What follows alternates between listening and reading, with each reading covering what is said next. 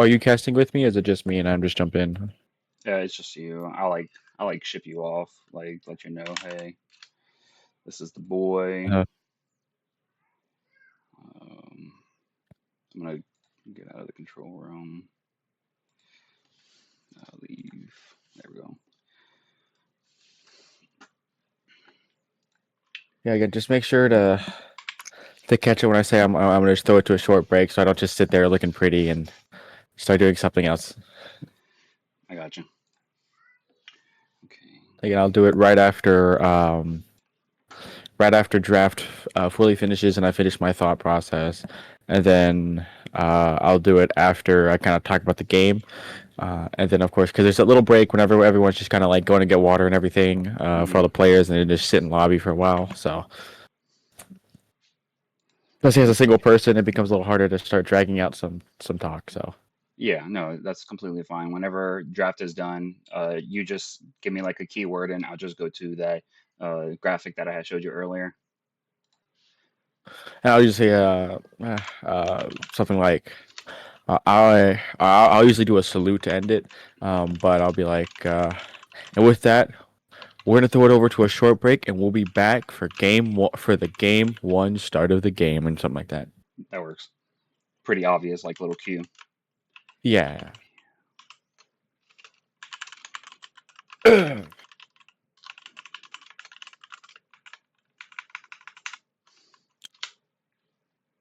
So now, didn't mean to do that. Oh, back. Okay.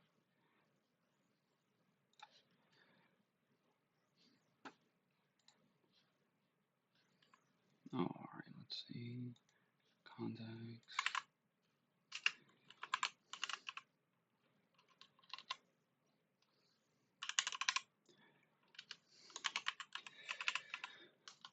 Scuffed production incoming. All right. Let's go. Let's pull it up. I'm here. Hey, what up, Caleb? Gonna have some people coming in a little bit. Oh wow, we have 6 viewers right now. Surprisingly, that was quick.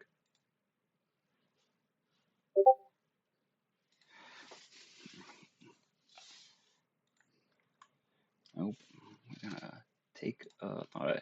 Oh, maybe I don't have this muted. I do not. Okay, I need to mute the server too.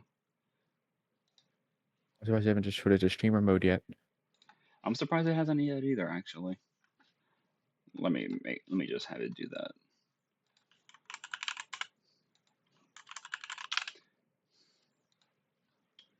Enable streamer mode. There we go. Now we're cooking with Look at that whatever magic.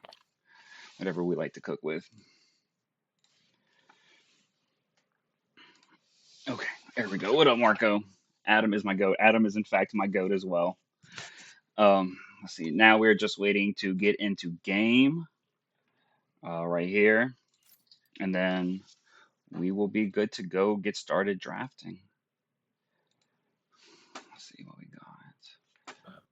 Oh, I need to change this. Man, I'm so good at Twitch. I 100% know what I'm doing.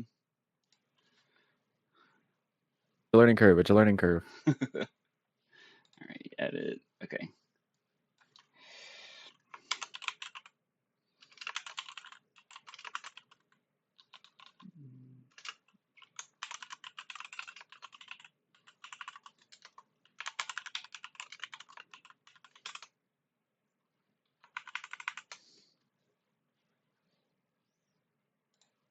Okay, there. I at least changed the title. Is there a coach drafting with them? Yes, there is. Isn't Storm their coach? No, Storm is no longer the coach for Street Fighters. That change happened about 4 weeks ago. Appreciate it, Loki, for the follow. And Spartan and Squid Liquid. Who is the coach? The coach is Justin. He's on the server. Um, one of the newer people to join the server, but so far has super impressed me and the team. So I'm super excited for that.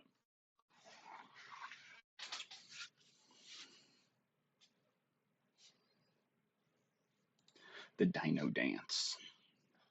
Okay, like I said, we're just waiting on the teams to start getting into their customs, start getting the draft coming up, and we'll get ready to go. And I have Launch with me today. He's going to be doing the captain today. Say what's up, Launch. Hey guys, I'm Launches. If you guys have been watching Risen Draft League recently, I've been the color caster for there, or if you've kind of watched a lot of other random leagues, I might have showed up once or twice here. So let's hope for a good best of five here, guys. Who's ready for that? I'm definitely not ready for that. I'm too old for a best of five. Let's just make it a quick 3-win for GCCe, and we call it a night. Exactly. I definitely am not working on a project right now that's due at midnight. Let's go. It's the regular day of a multitasker right there, or procrastinator, or maybe both. We'll go with both.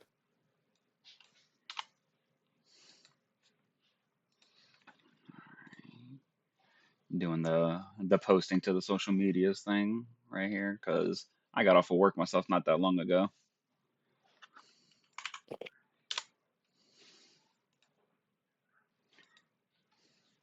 All right, there's been posted there. GCCe 3.0 pick'ems locked in. I still need to do my pick'ems for Titan.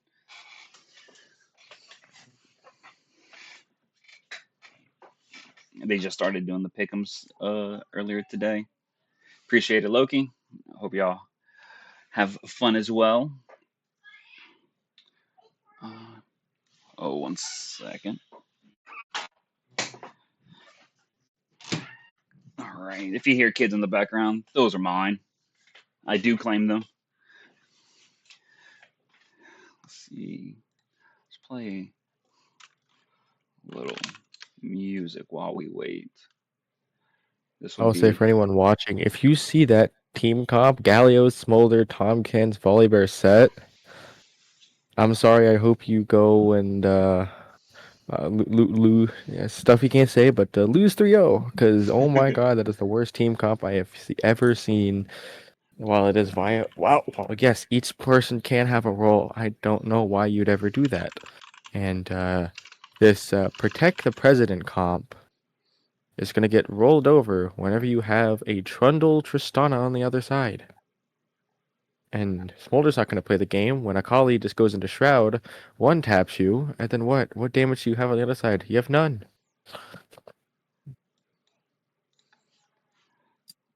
All right. We will take a short break. We will play some music for y'all while we kind of wait for these guys to get into their lobbies. We'll listen to some local music from South Louisiana. That's going to be Event Horizon Brainless.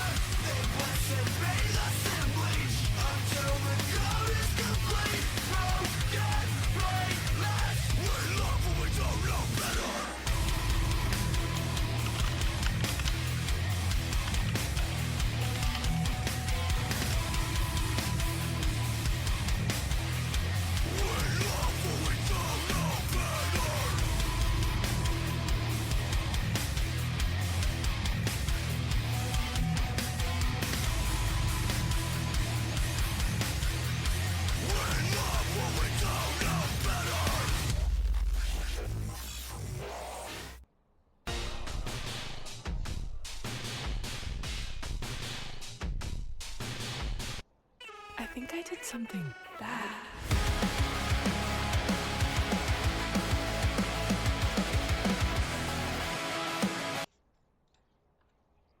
All right, we're going to be coming up to the draft lobby soon. And thank God it is draft law.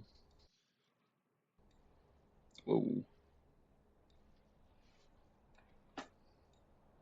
Snap that into place. There we go. All right. Beautiful. Now let me do this so you can see it. Let's see.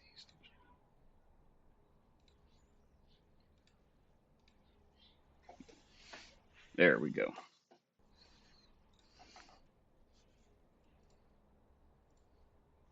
All right, looks like TPO is ready for drafting. Just waiting for the go ahead from GCC. We'll get the show on the road. Yeah, hopefully we're gonna have a swift 3-0 for Street Fighters, right? Let's hope for that. Everyone gets to go to sleep early tonight.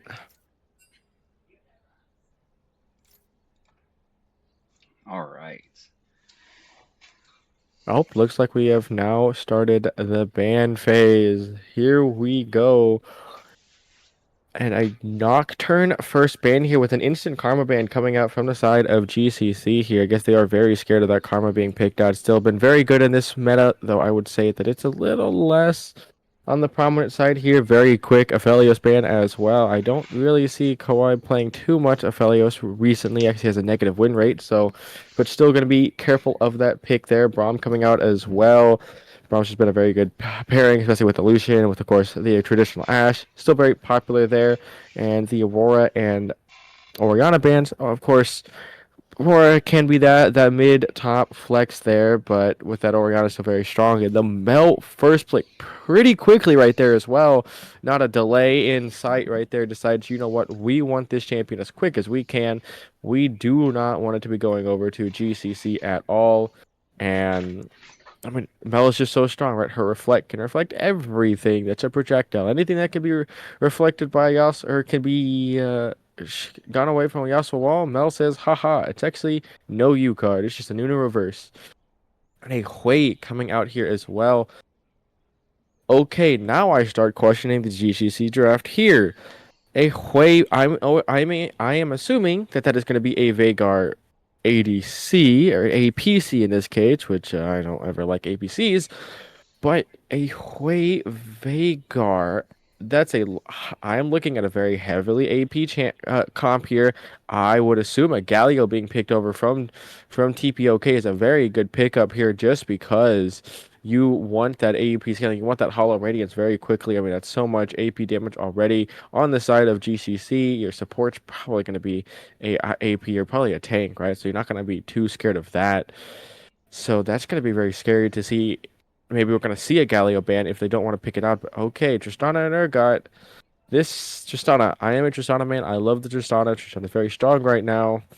But Urgot, that is definitely a preference pick right there. 59 games, 51% win rate for Gav on that top lane here for a TP. So going to be a very strong pickup here for their side. Gotta be careful though, even though you're picking your comfort champion, there's still ways to counter it, and this Scion is the answer in response here. Looks like Slop does play a good amount of Scion here, has 22 games, 59% win rate right there. Only 50, it's his second most played champion, but a KDA of 1.7 really is trying to live up to the Bowser's name right there. But looking at the bands coming through from here, the Leona band comes out from GCC. Kane is being hovered here for TP. Can both very good champions here, being that no supports or jungler has been picked up on both sides.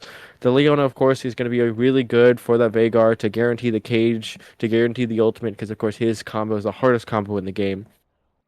Push R and they kind of disappear, right? The Kane ban comes pretty quickly out. The Jarvan is the response here. Jarvan's been very strong. I'm surprised there hasn't been anything like the Wukong, the Xin Zhao bans, two very strong pickups in that jungle here. Vi's gonna say, no, get out of here. We don't want to see her on the Rift, especially with that guaranteed CC, right? You have that Vi, especially you want that 80 damage on the side of GCC right now. You have a Vi cease and desist onto like that Tristana, onto the Mel, have the Vagar cage in response. And what is TP going to be able to do? Nothing. So getting rid of it is going to be a very good pickup here. For the picks here, again, I am not too sure. A Pantheon. That is a good jungle pickup right there, especially with Pantheon being super strong in the meta. We saw in MSI he was banned or he picked almost every single game here, mostly banned every game. It's just such a very strong pickup here. The guaranteed CC from him being able to have that semi-global ultimate as well is very strong. The Lilia coming out here. I mean, I see the options, right? You don't have too much range. You don't have very much sustained damage on the side of Street Fighters here. You have the damage that you can kind of put out by the flash Q, the guaranteed sleep there. They don't have anything to block it with, and then having that extra damage. It's not too bad. I just feel like you try to walk up a little too far. A fear from Hui, a cage from Vagar, you're not going to be doing too much here. But at least you have Leandris, you have your burn to really get to the sign, to get to the Pantheon. So it's not too bad here. Now, the Nautilus is going to be a great pickup, guaranteed. The hook is the hook really is the ultimate global ultimate right there. But okay. I'm going. I don't care if I'm streaming for this team. I'm going to criticize this. What is this draft? A Hui Vagar bot lane, So huh? I got to jump in on this. So the coach for the GCC Street Fighters team, Justin, has been known to be a little bit of a chef, a little cooking up a little drafts, and we kind of saw that here today with the first the R1 and R2 Hui Viger. We're like, okay, that's bot and mid, and then we go with the last pick Syndra, cooking them. The problem is, I think he has cooked too much here. That is too much AP damage on the side of GCC. Your only AP damage really is a Pantheon. I expect that sign to go tank. I really don't see that doing any type of AD lethality Scion. I don't think it's a really good option into this Urgot, into this Nautilus here. And because of that, you have the Nautilus, you have the Urgot. Urgot's gonna maybe take a Kanik Ruker, right? Any type of C, any type of that. I think 4 out of 5 of those people on the side of TPOK are gonna be picking that Merc Treads here, just because it is so beneficial. The amount of CC that you can, that Tenacity is gonna be able to get rid of on the side of GC is just so strong, and you just have too much AP here to really do much. You have no sustain damage. I think you're gonna push all your buttons. You're gonna hope you kill 1 or 2 people, but then you're out. You're gonna use everything you have, and if you don't kill this Tristana, you don't kill this Lilia, and you don't kill this this Mel. Even Urgot will be doing so much damage late game. We've seen what it can do in Bwipo's hands. It's just going to. It's a very rough draft. If that Vagar, I would assume maybe a Vagar Poppy. That's a pretty good cook right there. Push them into the guaranteed shield. Maybe have the Ziggs with the bomb pushing them into the shield, into the cage, or something that can push into a cage, or with this Hui here, something that can really have that more guaranteed CC like a Leona here would have been a little better. But we're just gonna have to wait and see how this draft is gonna go. Did GCC cook up something? Just a perfect Michelin star dish? Or is the kitchen on fire? We're gonna have to see. But for right now, we're gonna throw it over to a short break and we'll be back for game one. See you guys then.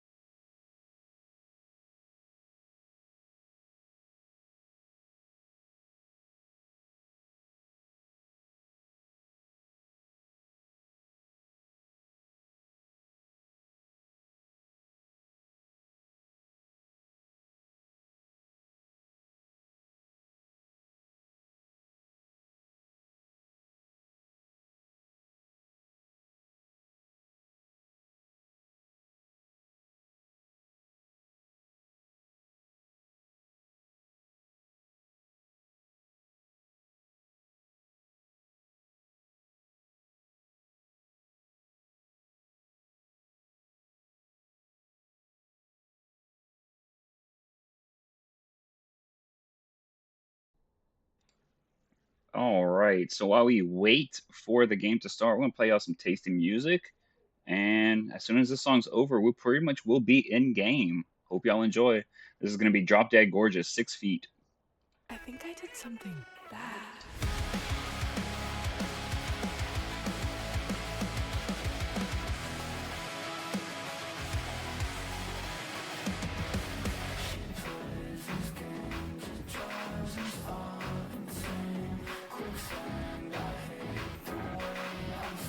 Like a disease, it's killing me slow. She's twisting the knife while I'm starting to cold. Bury me 6 feet alive like I'm history. Your temper's like a loaded gun. No safety when you're out for blood. Look in the mirror, your nightmare is clearer. They say it's all in your head. She wants revenge.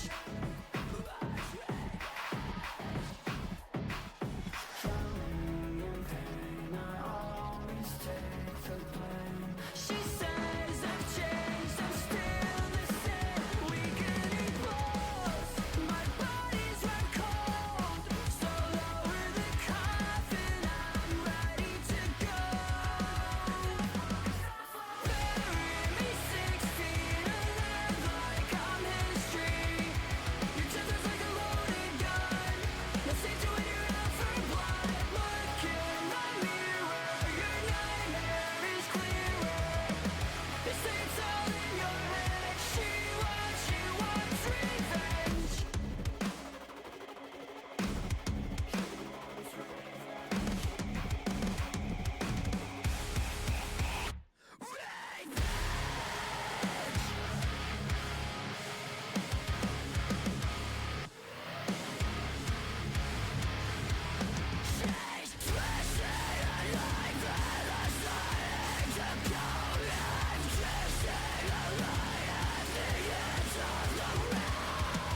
Bury me 6 feet alive like I'm history. Your temper's like a loaded gun. Look in the mirror, your nightmare is clearer. They say it's all in your head.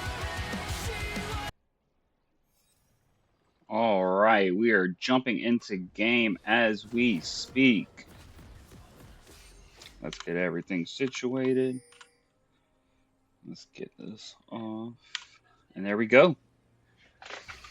And it looks like I will take it from here as we start off this game one of the Titans Divinity League playoffs here, a round of 12 here. Whoever wins is on to the next round. Whoever loses is out. And of course, as everyone knows, it's a best of 5.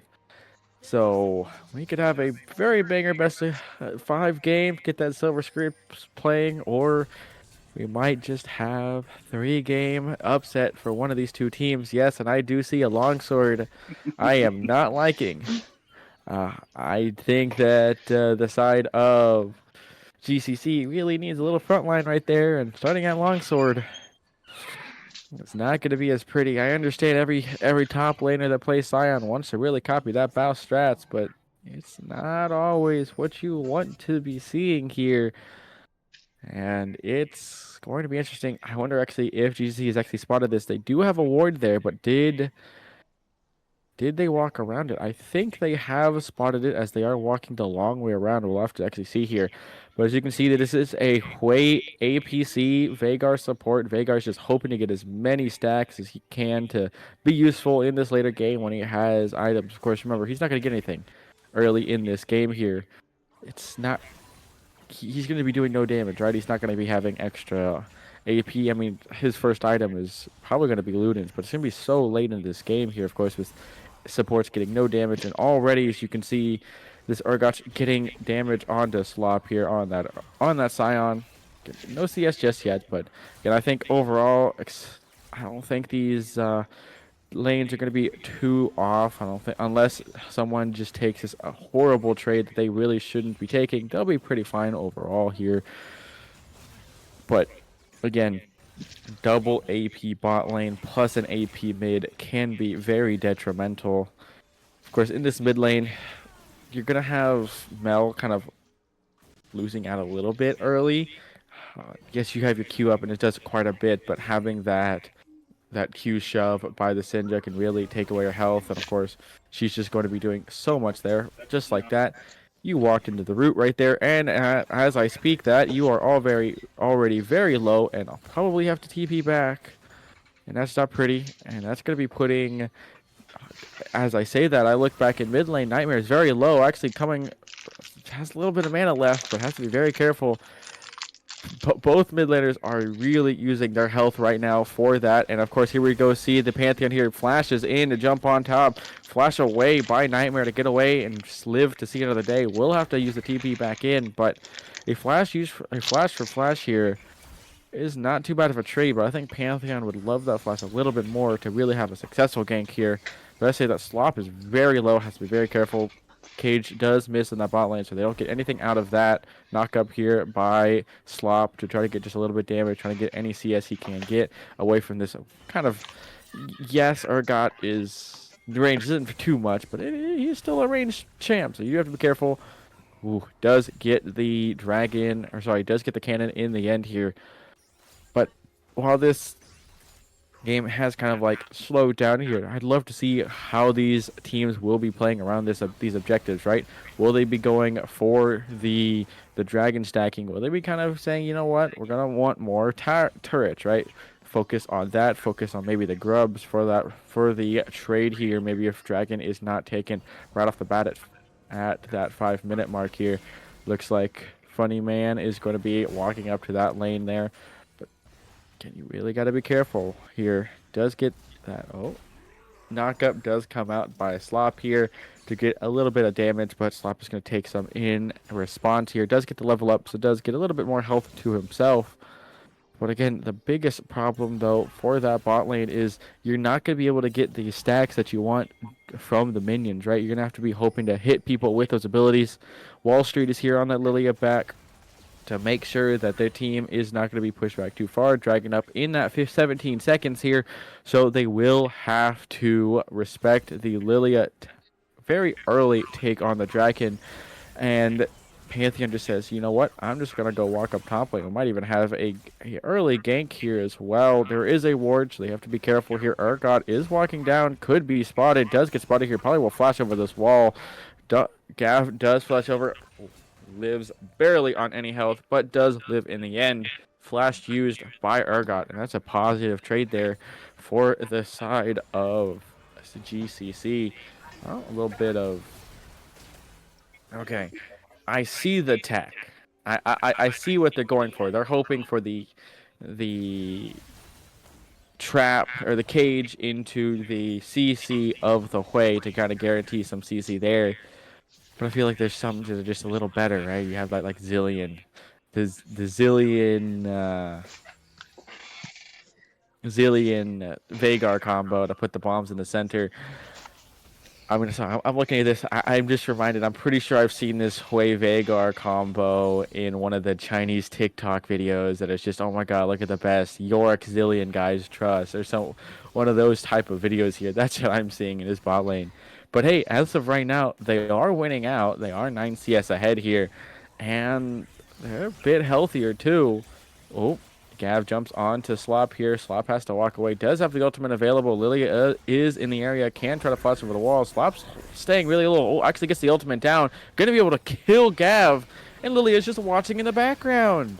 Kind of a miscommunication there. Funny Man's actually getting really low here from the burn. Having to not try to walk up here. Great sidestep from Slop here to guarantee the... to miss the sleeping seed here. But quite a bit of damage coming back onto Wall Street. But Slop is still very low, still has not backed yet, has already used the ultimate, so has to be careful. A single Q could spell the death of this Scion if he does not back away. So he's probably going to try to preemptively get that Q stacked up here, does miss it. Wall Street takes a single tower shot there, not sure you really wanted to be doing that. Going to be able to get this first little plate here, bot lane, maybe eventually, I guess not. They're going to leave it down for now here, but Funny Man is getting low mid lane. No mana for Nightmare, but less than half health for Frost. And should be, for now, stabilizing the game here. there, of course, with that first kill, of course, with the bot lane also getting a pretty good CS lead. There is about 600 gold going over to the side of GCC here. It's something I would not call it a bot canyon just yet. You know, you see the tech, they're doing pretty well, but again, in this later down in this game here, who I cannot talk at all, they will be on the back foot, right? Just because they don't have the sustained damage to get through the Nautilus, to get through the Urgot, and they're gonna have to be careful because again, they're very AP heavy here. AP damage can be very beneficial early, but you know, the two mages, they can fall off, so they have to be very careful and play this game right here if they do want to go for this. Dragon, of course, is up. I'm surprised both junglers are not going for it. But looks like the Pantheon says, you know what? We're just going to go for the grubs here. As you see, Veigar's already rotated up here. I'm assuming Veigar's, of course, trying to get some free stacks on those grubs here. Flash in, actually, from the Nautilus to guarantee the CC onto the Hui. Flash in from Tristana as well. Flash away from the Hui to try to guarantee to live his life. He does live in the end here. I mean, that is 3 sums being used by the side of TP and only a single sum being used by Hui. The unfortunate thing is, of course, did have to already TP in afterwards to try to get in lane a little bit faster. So you do lose quite a bit, but you get away with your life and you're still a good amount of CS ahead. So you're not going to be too afraid here. Of course, you got the grubs for yourself, getting that first stack as well, or that epic monsters. Dragon does look to be going over to the side of TP here. Guarantee that first dragon, that ocean soul, the ocean dragon, sorry. Get a little bit of that healing that you really want, the regen that you get from it. And I would say, hey, look, the game should be slowing down now. And there's no objectives on the map here. Probably just going to be farming. Urgot's got that coal, but I mean, we're just seeing these teams are just trying to fight whenever they want. Slop, I'm not sure. I guess Pantheon's here if you try to do something. And Urgot walks a little too far forward. Quite a lot of damage actually going to Gav. And it's just guaranteed kill right there with that Q. Ooh, Frost did not actually get that stun here. Has to flash away. Great hook there. Ult comes down from the Mel. It's not enough. Pantheon ults come in. Try to get onto the kill onto Nightmare. Does actually get the kill onto Frost, though, with the Mel passive here. Gets stun locked up by Nightmare. Flashes in. Doesn't guarantee the kill here. Nightmare just flashes away, and Pantheon's down, and that's a trade 1 for 2 there. Not sure that was the best bet. Also use the ultimate. Try to get to the mid lane here. At least Slop will get that turret. Yes, he does. He does get the turret plate at least. My bad here. It is very interesting. Yes, I am very surprised that Galio was not picked. I actually was saying that in the draft that as soon as you see that Hui, that Veigar, Galio pick is just such a great here. I mean, even Rammus, now that he has that AP scaling, but I think Slot might be dead. Ultimate comes down from the Lily. Not sure why you queued right there, but because you didn't hit anyone to get the speed, but you just guarantee yourself the feats of warfare. You get that first 3 stacks. You have the dragon as well available. Yes, you might lose your turret first in the top lane. I don't think that it's kind of on its last leg here. It's on 2 plates, but it can be taken very quickly if Urgot decides to run away here. But of course, the mid lane is only on 4 plates. So, I mean, you're completely fine, of course. And right now, it's looking interesting, but still, even with that, just because of that first blood on the CS lead in that bot lane, you still have a positive gold lead for the side of GCC. And actually, now that I'm thinking about it, I'm not sure why you'd play Tristana in this matchup. I still remember as a Tristana main, when Veigar bot was a thing, or Veigar APC, that my guaranteed ban was the Veigar, because you can't jump on a cage no matter what. You pick Ezreal, you pick something else like that, not a Tristana. That's not a good matchup for you, and you picked Tristana into this. I mean, I guess you were hoping that was going to be a Veigar mid lane, but still, you never want to pick a Tristana into Veigar. It's never a really good option here, but Frost is getting very low and actually just gets the kill instantly with the ultimate pop there. And the gold swing is still on the side of GCC just because of the gold lead everywhere. Mid turret should be going down as well here. I'm very surprised it has not come out yet. Lewd Avocado has to flash away. Gonna have to be careful. Doesn't have the ultimate available just yet though from Wall Street, so he isn't able to get the kill here. And Pantheon is trying to get damage on a Nightmare, but doesn't have enough. Nightmare can just walk away here, and with Wall Street in the area, decides, you know what, I'm gonna play a little bit safe. We're just gonna walk away. I know Funny Man's trying to do something. Ult comes out onto Lewd Avocado. The jump in over the wall with Orion. Actually gets the kill with the ultimate there, but Lewd Avocado is going to go down. Nautilus gets the kill, though. Has to be careful. Kawaii does a lot of damage on the way, but now you have no mana. That's the problem here with doing the double AP bot lane. When you don't have mana, you're really useless here. You don't have any auto attacks. And it looks like you're just going to be walking away. And top lane still hasn't taken turret. Slop, you got to take a turret. You know, that's the whole point of the game. You got to get a turret here. You definitely could have got the turret there. You have a level lead. You got a full item now. You got Titanic Hydra, but got to get that turret. And I'm surprised you haven't ulted for it either.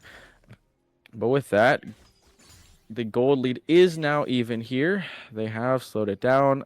Tristana Cleanse, of course, was used, but Flash is up. All sums are up except Cleanse in that bot lane. With Slop, I assume, is going to go for the turret here. I would not be fighting Gav right now.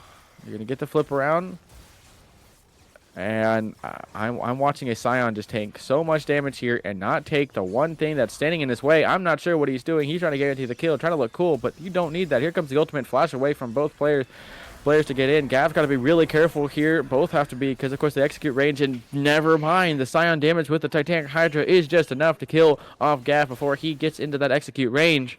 And he should now guarantee the turret going over to him. Lewd Avocado here is in the mid lane trying to get some kill. Ultimate comes in from the Pantheon to guarantee the kill.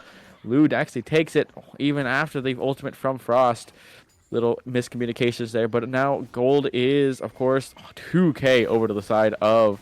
Actually, as soon as I say that, here comes the Hui, not in a really good position. Here, booked mid lane here as well, when Wall Street is also not in a good position. Ultimate comes out, double ultimate comes out, flash in. Frost is going to die here, I'm assuming, from the Leandries. Kawaii is still alive, though. Flash in from the Pantheon to guarantee the stun here onto Wall Street. Wall Street's going very low. The Fear misses. Ultimate does come onto the Lilia here. Should go down with this. Ultimate does, in fact, go down. And here we go, another fight here. That was a really weird look right there. Gav does have an item, not yet to his name, but Slop is low, so we'll have to respect the Urgot damage, and they all walk away with a good 1-for-1 trade here, and a dragon going over to the side of GCCe, and putting them at 1-1 apiece, and a turret to their name just means if they get, actually, it looks like it's a contest. Nightmare's kind of focused here. Ultimate comes down onto the Pantheon stun as well. I mean, it's a trade here. Lilia is running, so they do want to take this dragon very quickly before the Lilia gets here, so you don't have to have that guaranteed smite fight. But again, look at everyone positioning for this dragon. I'm not sure it's a really good idea. Pantheon's just taking so much from this Tristana here. Goes down in response because of the Urgot ultimate here. Does get down Funny Man on the Nautilus, but has to be careful not run in from the Urgot. Have to be very careful here. Ultimate does come down, or sorry, dragon goes down to the side of TP. Looks like Veigar goes down after the jump in from Tristana, right? With the bomb, so much damage. Don't have anything after you use that ultimate from Veigar. And at this point, gold is almost even now. I mean, again, this is a very, very back and forth game here. Hui has not died yet. Has that almost 30 CS lead on the Tristana. But 2 kills going over definitely feels good. And 2 dragons as well kind of puts... it does put GCCe in the back foot, because now it all hinges on this Rift Herald. If TP does get this Rift Herald, they do guarantee themselves the feature strength, the new shiny shoes for themselves. And for the side of GCCe, they have to not only get the next dragon, they have to get the next 2 dragons, or this Rift Herald and dragon, depending on whatever they want to go. But I don't think this Rift Herald is going to be lasting too much longer here. I really am surprised both have not walked up here already. It looks like they are starting to position here. Funny Man is in this cage, but I don't think it's too much going to happen. Jump in from the Pantheon. A lot of damage here. A lot of damage from Orion, as you can see. Does get pushed away from the Syndra, so is going to live to see the next day here. And again, it's just kind of positioning, but look at Hui. Hui's just bot lane. Hui doesn't even have the TP up, so it's going to be a 4v5 here. Tristana is not going to be kind of just positioning here, so walks away from the fight. But again, that's a Rift Herald start here for the side of TP. and they will pretty much guarantee. Lude is walked out way too far. Ultimate comes out from 2, does get the kill. I don't think this cage is going to really do anything. Stuns the Tristana just for the second, but is able to walk away.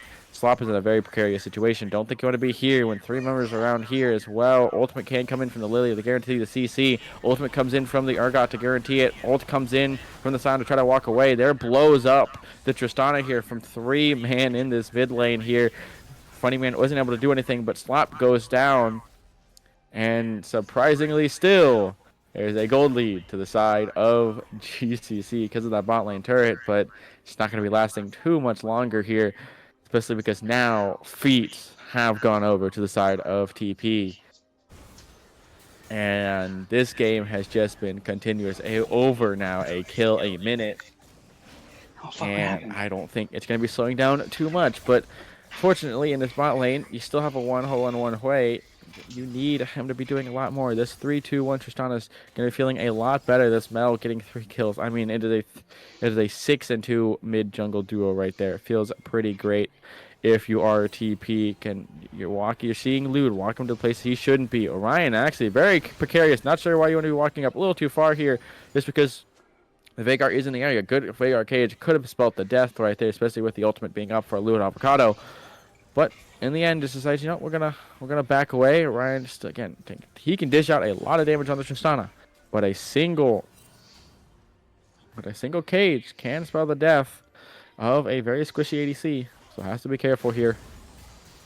And we still have, of course, a minute and 20 left until the Otacon spawns in that top lane here.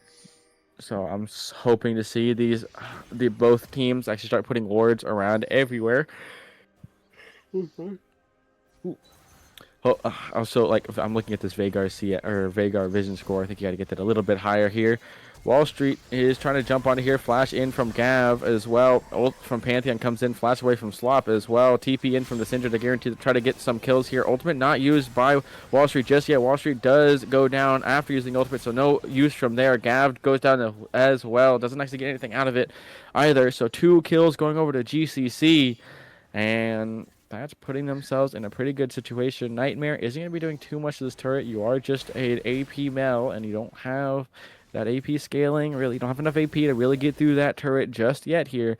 And that mid turret should be going down here, assuming that Tristana doesn't actually try to jump in and clear the way for some reason. And it will go down, giving 4 turrets already over to the side of GCC. Of course, Otacon being spawned in 10 seconds, with Lilia did die in that situation. I'm surprised that they are not just going to be rushing Otacon. They have the damage in that Pantheon in the AD Scion, who has 2 items already, mind you. Most items in this game. It is a very scary Scion, but it's looking. Love to see just how many stacks Veigar has at this point. If production can kind of click on the Veigar here whenever he walks back on the screen here. But with this dragons being spawned here, that's guaranteed. Oh, Pantheon is walking into a death brush. Don't have vision there. Gotta be careful. Jump in from Orion. Try to put the bomb onto the Syndra. Isn't enough though. Is gonna walk away. Of course, Rift Herald being spawned here mid lane to try to give them some space. Dude, Avocado's in a very caught position. That's going to be a kill onto him. Flash away as well. Ultimate comes down on Nightmare to get it as well. Dizzy's going to go down. No Pantheon left in this fight anymore. Looks like Hawaii's going to go down as well. That is a 1 for 3 right now. It's not looking too worth it. It's going to be a 4 for 1. And this might even be a 5 if Wall Street decides to chase here. Slop's just trying to run down Gav, hoping to get anything. But actually, Frost is almost going to get the Urgot, but a single Q can do quite a bit. Does not get it. Frost is going to run away, trying not to die to the Gromp here. But because Wall Street's still alive, they're going to get themselves onto Soul Point. And the gold lead is still not in their favor, even with this Soul Point plus kill lead. Ooh, they had the damage, as you saw, like great pickups, but again, the burst damage from the side of GCC is just so much. They have to respect that. And when you don't, you are going to be losing quite a bit of health. You lose 2 members right there. But hey, you got yourself Soul Point, which guarantees you a fight in this next 5 minutes here. And it's going to be pretty good. Now, again, with this Otacon is looking to be started up by the side of GCC. Going to do quite a bit of damage here, right, with the Pantheon with 2 AP. You still have some damage here. Surprised maybe no Nasher's Tooth being built for one of these AP champions here, just to have a little bit more attack speed, do a little bit more AD damage so that you're not too AP heavy. But they decide, no, we're just going to go fully burst, right? You have the double Luidens, you have quite a bit, but here we go. Here's another fight. Nymer's in the area. Nymer does get stunned by Frost, just blocks it, so it's not going to be anything. So, ooh, I actually thought Mel might have stolen it there with her execute, but funny man flashes in. Not sure if you're going to hit that. Slop is taking quite a bit of damage from Orion, but Orion should be going down with this Hui ultimate as well. Doesn't go down just in the end. Frost does get a kill on the Lilia, but Pantheon is dead already here. Slop's trying to get any little bit more damage. Kawaii might go down, but does not. Gav is still alive. Orion's still alive. Frost has a bomb on top. A lot of damage. Ooh, a lot of damage actually putting on the Frost. It's a 4-for-3 trade here. Gold still being up for the side of GCC. But with 1 kill going over, Orion does have now time to go to the mid lane, collect even more waves, and try to stack up. Because already has 2 items, and especially with that IE, it's going to do quite a bit of damage. But we still have yet to see the Navoris being built or anything like that. However, looking in the pockets of the side of TP, as I said in draft, I expected at least 4 Merc Treads being built, and I see 4 Merc Treads right there. Only mid lane in that Mel does not have it, because why would Mel need it when she's kind of running from 3 screens away? She's poking you with the Q 3 screens away. You never see her on the map anyways, and you still die. So still having that Ionian boot is still going to be beneficial for the Mel. And overall, looking good here. I mean, come from both sides, right? On TP, you have those 3 dragons available in your arsenal. You have that soul point guarantee. You can try to say, hey, you guys can try to stop us from soul point. We're just going to get ourselves the Baron. We have a better sieging team with that Tristana, with the Mel, and with the Urgot in the top lane to kind of like clear the waves, try to at least get another wave push in, a 4-1, 3-2, whatever you want to try to attempt. But it's going to be interesting to see if they can do that, if they are smart enough to do that. And if they, are they just gonna say, actually, we have soul point, let's just go for soul, right? Thing is, I've seen many a team say, hey, we have soul point, let's also fight for soul here, not do a trade, even though it looks like it was going to be a viable trade here. Wall Street is a very precarious situation here. A lot of damage coming out. Yeah, remember, you have a Titanic Hydrant Overlord Bloodmail Scion here. Going to be doing quite a bit of 80 damage. So if you do not respect that as a Lilia, when you have literally nothing to your name except Merc Treads, and that is not to help on Scion, again, don't want to be fighting that. Ooh, a lot of health regen right there from the blue buff. That looked a little weird. I see now it's because he just got the Baron buff right there. I was a little confused, but I see now that Baron has spawned here. Again, I don't know how long it is until this drag spawn, until this guaranteed fight. I have to kind of wait and see when the little hourglass comes out here. It looks like it's 1:28, and that was... So it's about a minute out at this point here for that dragon fight that we're looking to see, unless we do have a simple trade here for that Baron. I would think that if I am the side of TP, I'd just say, hey, we're going to trade Baron for the drag here. Unless, hey, they give it to us. We're going to go try to get it for free. Again, gold is still pretty even. Only 1k gold lead for the side of GCC, which is not really big at this point. 25 minutes, 26 minutes into this game here. Of course, Slop is Slop's going to get this Q off, but I'm not sure you want to be doing too much here. A lot of damage actually coming onto Wall Street. Might have to preemptively ult. Ult comes out from Slop, though. Not sure you really want to be doing that just now. Going to do quite a bit of damage here, but Slop does go down. TP in from Hui. Going to get caught here. Gav also gets caught by 3 members. Does get pushed into this wall here, taking quite a bit of damage. Funny Man's going to go down as well, but in response, the Pantheon does go down, so now you have no jungler. Gav keeps jumping in. Orion is going to be able to get those resets in, right? You have the sleep come in just now, and that's an ace going over to the side of TP. That guarantees themselves the dragon. That guarantees themselves the Baron, and probably even more turrets in response. I mean, it's still 19 seconds on the Scion. He doesn't have ultimate to get into anywhere. and they're just looking to push down. They will only probably get this tier 2. They could push for this tier 3 if they wanted to. It is, you do have a Tristana, you can do it, but it looks like they're just going to back off. They're just going to back and have Lilia take them their soul, uh, with their dragon soul, and move probably over to this Baron who has no vision around it. That is, gotta get vision, guys. You gotta get vision here. But there it is. Took quite a bit of time right there, but that guarantees themselves the Soul Infernal Soul. Quite beneficial right there. Because who doesn't like explosions? And a Tristana and a Urgot who do AD damage love explosions, especially when they do even more damage. So, going to be pretty beneficial to the side of TP. And finally, the gold lead has swung. I think it's the first time this game has actually swung to the side of TP. And a 3k gold lead at that. About a 2.5, I'd say. A little over 2.5. Funny Man does get caught. A little bit of damage going into him, but with himself a force of nature, he's not too afraid of that continuous AP damage there. And again, it's just kind of a posturing, right, for this Baron fight here. Loot Avocado does have to be careful. We've seen him walk into bushes that he should not be walking into.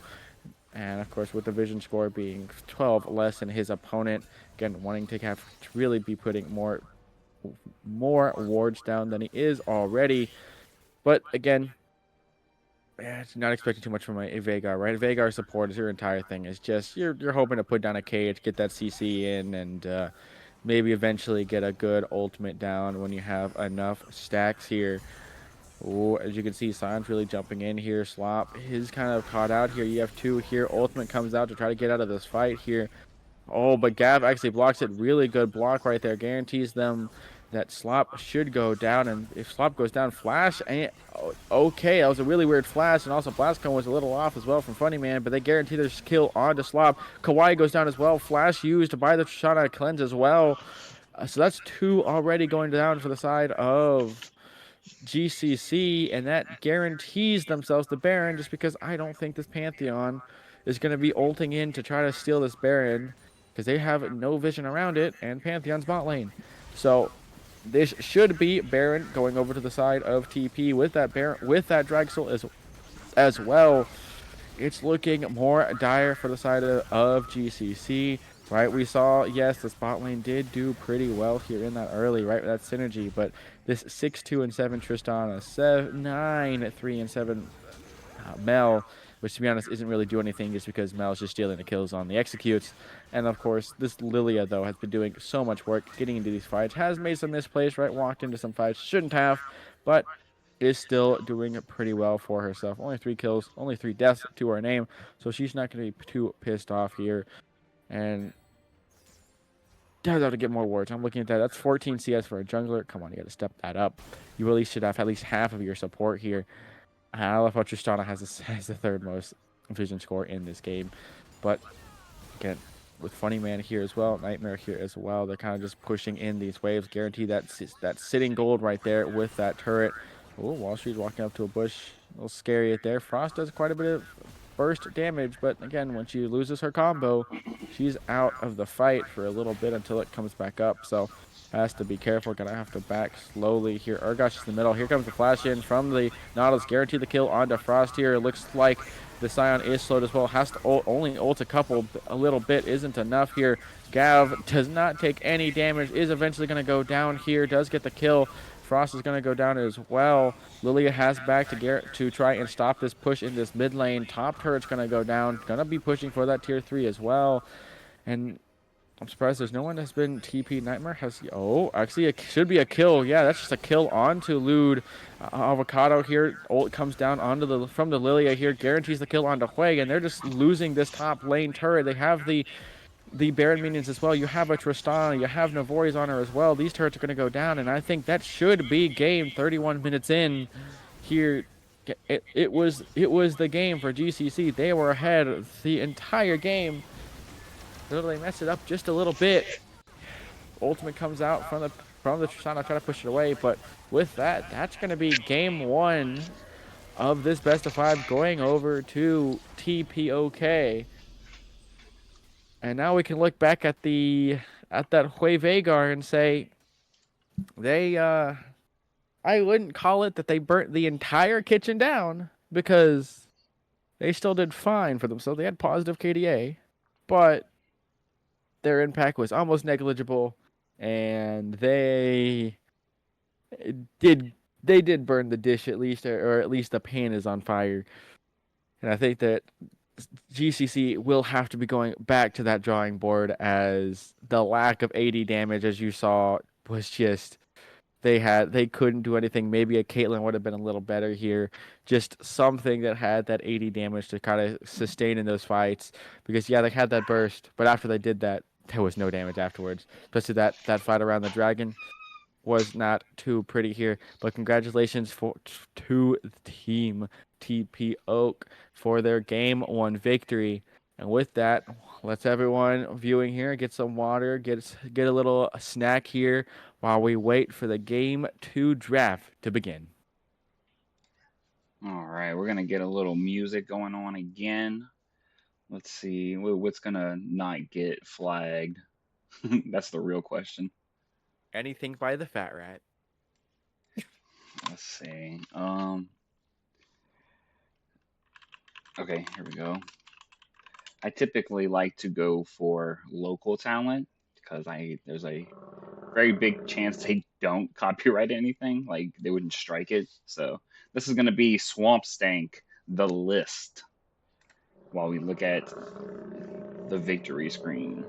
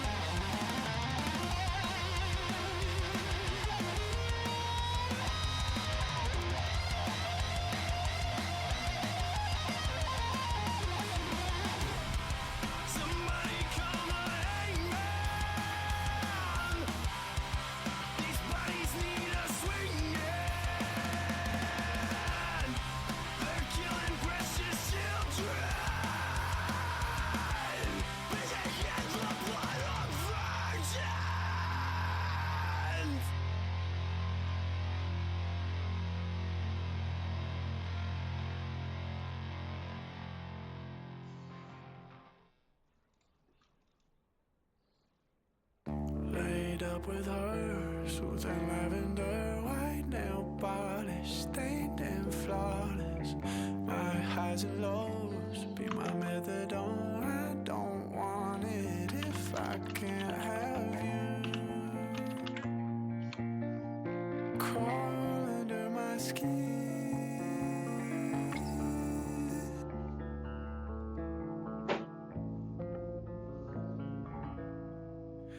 You look so good, looking up at me, hands on the heart. Swear you make time stay still.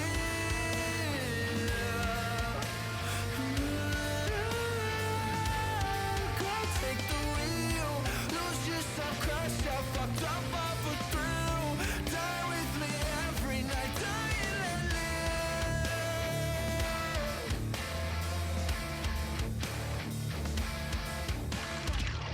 Laid up with her, soothing lavender, white nail polish, stained and flawless. My highs and lows be my methadone. I don't want it if I can't have you. Crawl under my skin. Laid up with her, soothing lavender, white nail polish, stained and flawless. My highs and lows be my methadone. I don't want it if I can't have you. Crawl under my skin.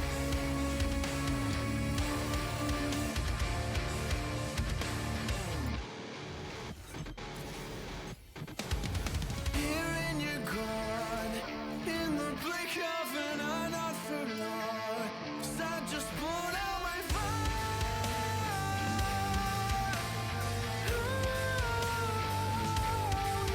For so long, choking on ecstasy, melting my arms. Love on your ankles, especially when they're wrong.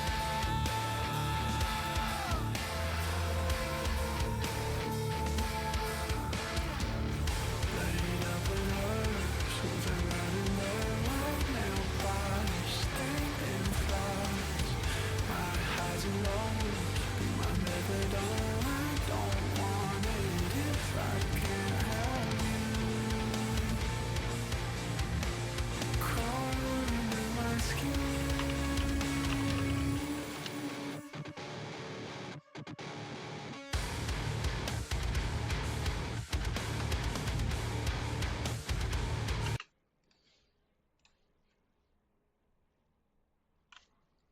All right, we are back in draft for game two after the burnt cuisine that was game one. Yeah, luckily, as you can see, everyone, this is fearless. So once you use it, you lose it, and we will not be seeing that Hue Veigar bot lane again in this tournament here, or any of those in any combination. I mean, you out of these, you lose the Pantheon jungle, right? Very good. Here, you lose the what? You lose the Scion top lane, you lose the Tristana and the Nautilus here, which are very strong picks in the meta. So now you're slowly going down the list, right? You still have the for very strong champions in the jungle. You have Vi, Xin Zhao, Wukong. In the top lane, you still got Cho'Gath, you still got the Galio, you still have quite a bit, right? But here it is, in starting into this draft here, the Karma and the Jarvan are going to be banned away from GCC, and TPOK will be getting rid of the Aphelios and the Aurora, same as game one here. However, the Milio ban comes out. I'm actually very surprised. Of course, not many people like to pick up the Milio. I think he's a pretty balanced and fair champion, all to say, right? Pair him with a good ADC, though, the range is very oppressive here, and the Nocturne ban comes out as well. Okay, we saw that ban in this game one here, so nothing too special coming out. But however, gonna have to see what this first pick is gonna be. Again, you still have the Varus available if you want to look at that. You also have champions like the Xin Zhao, the Vi available, right? If you want something strong. The Nico being picked out. He's not too bad. A good flex, right? Especially in the CeeLo, you can bring it out in that mid lane. You can bring it out in that jungle. And a Smolder being hovered and probably picked up for the side of TPOK. Smolder's been has, I think, had a little bit of a buff. He's been pretty strong currently in the meta. If anyone has seen the LS current, 15.15 uh, tier list, putting Smolder up there. Surprised no team has actually picked up the Ziggs yet. Ziggs' damage got buffed a little bit too much. He's doing quite a bit, so gonna see if anyone wants to pick that. A Victor coming out as well. Get a very good scaling. A mid laner does quite a bit of damage. His utility and his CC, his ultimate is just very, very good here. And you're gonna have to see just what does GCC have to respond to this. It's gotta be something good, right? And with that, a lot of scaling. Do you want to try to go for a game where you end it pretty quickly, or in this case, they're gonna pick out the Sivir, just say, you know what, we're gonna go scaling for scaling here. Sivir is hoping though that on the side of TPOK they bring out 2 tanks here, because if they do not, it's gonna be a little bit sketchy, right? In this later in this game, when you can't get any of the bouncing blades here, you're not gonna get any ricochets with the Smolder, with the Victor one tapping you. So you're gonna have to be very careful here. And of course, the last pick for GCC is going to be, drumroll please, the Pike. I would have loved to see the Pike being delayed here. I think that with the Nico being picked out, you have that mid lane and support flex. So having that into a little bit later, I hope not. Okay, about to say, better not see that cat on the rift there. But with this Pike, I would have expected to see it just a little bit later, right?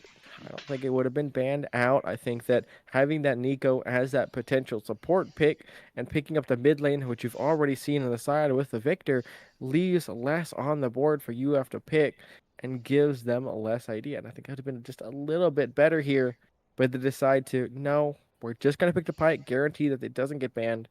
And now we have the jungle open again. You have all the junglers that they banned last time, the Kayn, the Vi, they all on the table still, but the Kayn, of course, got banned, Mumu as well. And Mordekaiser getting banned here, definitely going to be one of those bans that is just a comfort champion that they do want to get off of the rift here. And then the last ban, again, I'm assuming it's going to be a jungler again, but they can ban the top laner if they are a little bit scared, because of course none of those champions are going top lane. Top lane Smolder has kind of died down in the last, I don't know what, year and a half at this point. It's not too good. And the Xin Zhao coming out as well. Again, very prominent jungler in the meta, but Vi is up. Rumble is up. Do have to be careful of those champions here. Currently a Rumble hover. I am not too afraid of this. I'm not too mad at this because, again, with that Rumble, with that Victor, I'm expecting an AD jungler coming off of the side of TP to get that AP AD synergy right there. Plus, of course, you have that AD in the Smolders. You're not too scared on that. However, you are kind of lacking a front line. Rail's going to be engaged, but not really a front line. And Rumble is going to run in, but again, not a front line. So the Gwen comes out actually pretty good, right? Being able to dodge away from the equalizer. We've seen this Gwen Rumble matchup how many times in pro play at this point? Very strong there. And this now junglers are still available. Again, you have the Vi available. However, do you want to go Vi, right? Is it really your best bet here when you don't have a front line? Both teams are really just saying, we're just going to send it. I think if that, then pick out the Vi right now. Probably your best jungler that's still on the table here. And that destroys about everything. The Shen top lane, I do not think this is Shen jungle. This is not River Shen, not Shen jungle. I think that's Jung Gwen right there. Gwengul. I think it's called Gwengul. Again, this is another cook that I'm not too sure is gonna be paying out, because again, I mean, you have this late game, you have the Gwen, you have the Wait, Silver for that late game, you have the Pike for kind of that earlier in the game. It's not too bad. Of course, the Shen is gonna be able to protect anyone who he needs to. And a Silas is the response. who's the jungle for this? Is It's it the Rumble in the Si jungle. or is No, it it's the Rumble in the Silas in the jungle. jungle? Both are horrible. I agree. I will say both are horrible. I guessed what TP has just said is, you guys cooked so bad you burnt the kitchen. What if we attempt to do it as well and burn the kitchen even more? I do not know what both teams are doing. I mean, I agree. I look at this and I say, okay, this is a solo queue draft, right? I look at this. This is while there is some idea of what these guys are doing, right? You have Sivir Pike. It's not too common, right? Because you Sivir really more wants more consistency, see, and not just a single hook, right? And Nico in the mid lane is fine. I think that again, having Pike a little later in the draft might have been a little better. Um, Again, a Smolder Rail is pretty strong, right? That jungle, that bot lane for each of them, bot and mid, looks completely fine. And as soon as you look up, it is getting, yeah, this really is at this point I wouldn't be surprised if they're doing ultimate bravery or something, or they're trying to scrape the bottom of the barrel now so that later they have the best champions. Because I am so confused. The problem is they have done the exact same thing. TPOK has done the exact same thing that GCC did game one. Of they pick, hey, what if we pick AP, and then what if we pick more AP, and then get this, another AP champion. Oh my God, it's the best thing in existence, right? Shen, all he has to do is build Merc Treads, build Kanik Rooker, or Hollow Radiance, or literally any AP item or a Magic Resist item, and literally no one's gonna kill him. He is just too strong like that. Smolder's ain't gonna do anything to him, right? He just goes into anti-auto attack. Yeah, Smolder's Q gonna do a little bit of damage, but you taunt him. Ain't nothing he can do. Shen does so much damage. You build a Heart Steel, and he deletes half of Smolder's health bar while everyone else just tickles him. So So what's the over under Shin goes longsword first item for a Tiamat? I think it's a horrible pick, and I think he should just pick Orange Blade. Because we did see the longsword start on the Scion. I He hope just he would have doesn't bounced. do it. I Slop hope he Slop was doesn't. just Shen should not go longsword here.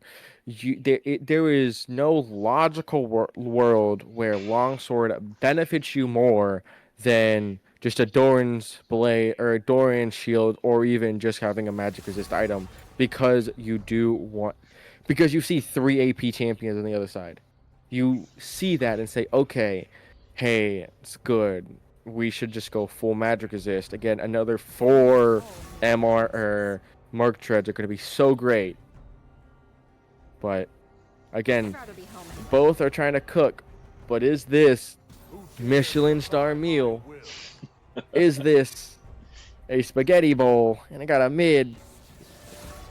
Or if they sent the entire restaurant on fire, we will have to see. But before that, we're going to throw it over to a short break while these teams prepare themselves, think about all the strategies they want to go through, and we will see you at the start of game 2.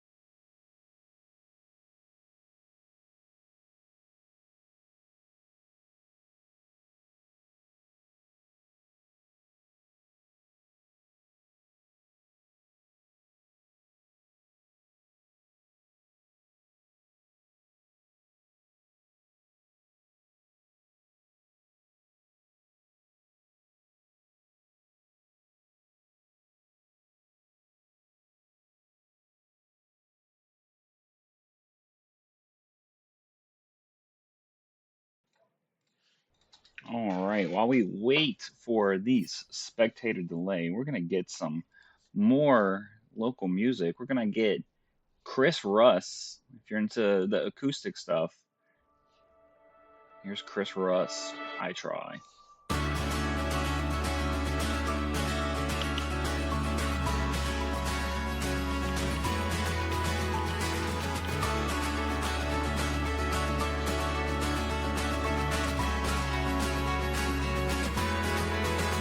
So what did you expect with my name on your necklace? Was it something that you would soon come to regret? With all the things that I've done, there's no game here, yeah, you've won. I guess it's just hunting season.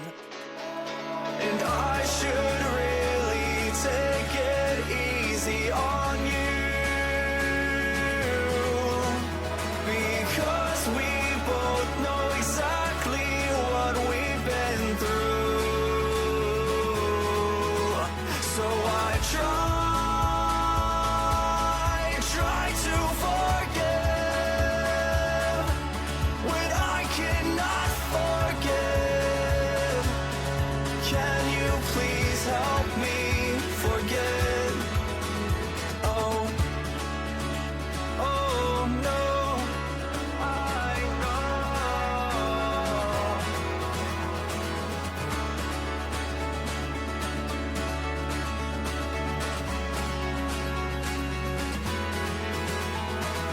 What about a question on all your second guessing? Was it something that would bring us up to fashion? I can't believe what I've seen, a line for a blank screen. How could you cut so deep? So I try to forgive when I cannot forgive. Can you please help me forget? When I know that this patience isn't waiting on my past to finally show me something interesting. No.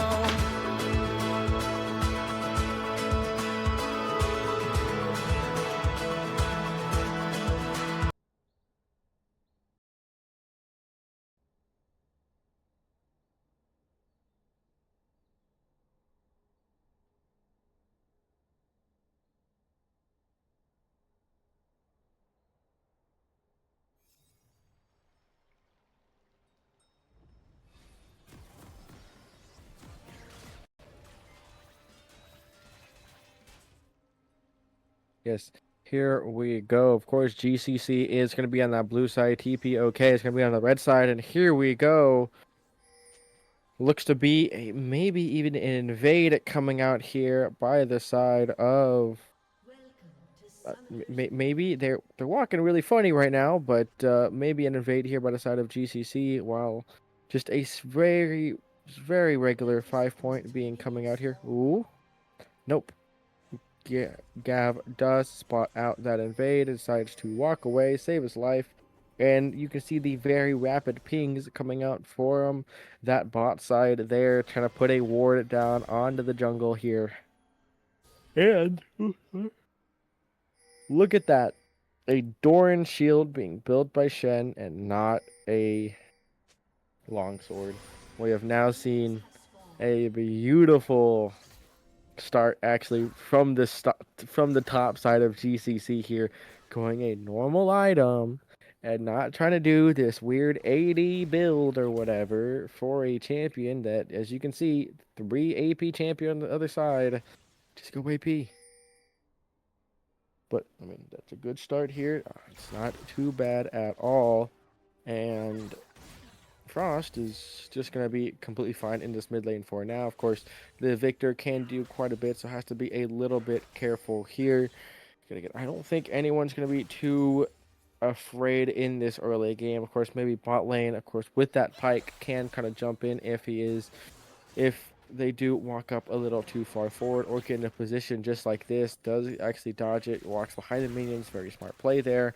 Guarantees himself to run away. And right now, it's going to be looking pretty fine. Q does not come out from the rail. I would have expected that to come out. Guarantee that to kind of get a CC, maybe a smolder. Actually, stun here, flashed already in from there. Ryan actually has to flash in as have to flash, and oh my god, the boomerang actually does hit, and that guarantees themselves first blood, killing the smolder, and that's what you want to see. Double sums being used, 3 sums is actually used here. Funny Man does get pulled back, has to flash away to safety, has not used the exhaust here, but that just means that the bot lane of GCC is going to be feeling so great already, puts themselves ahead, and already pushing the wave into the turret and making Smolder lose very, very precious stacks here.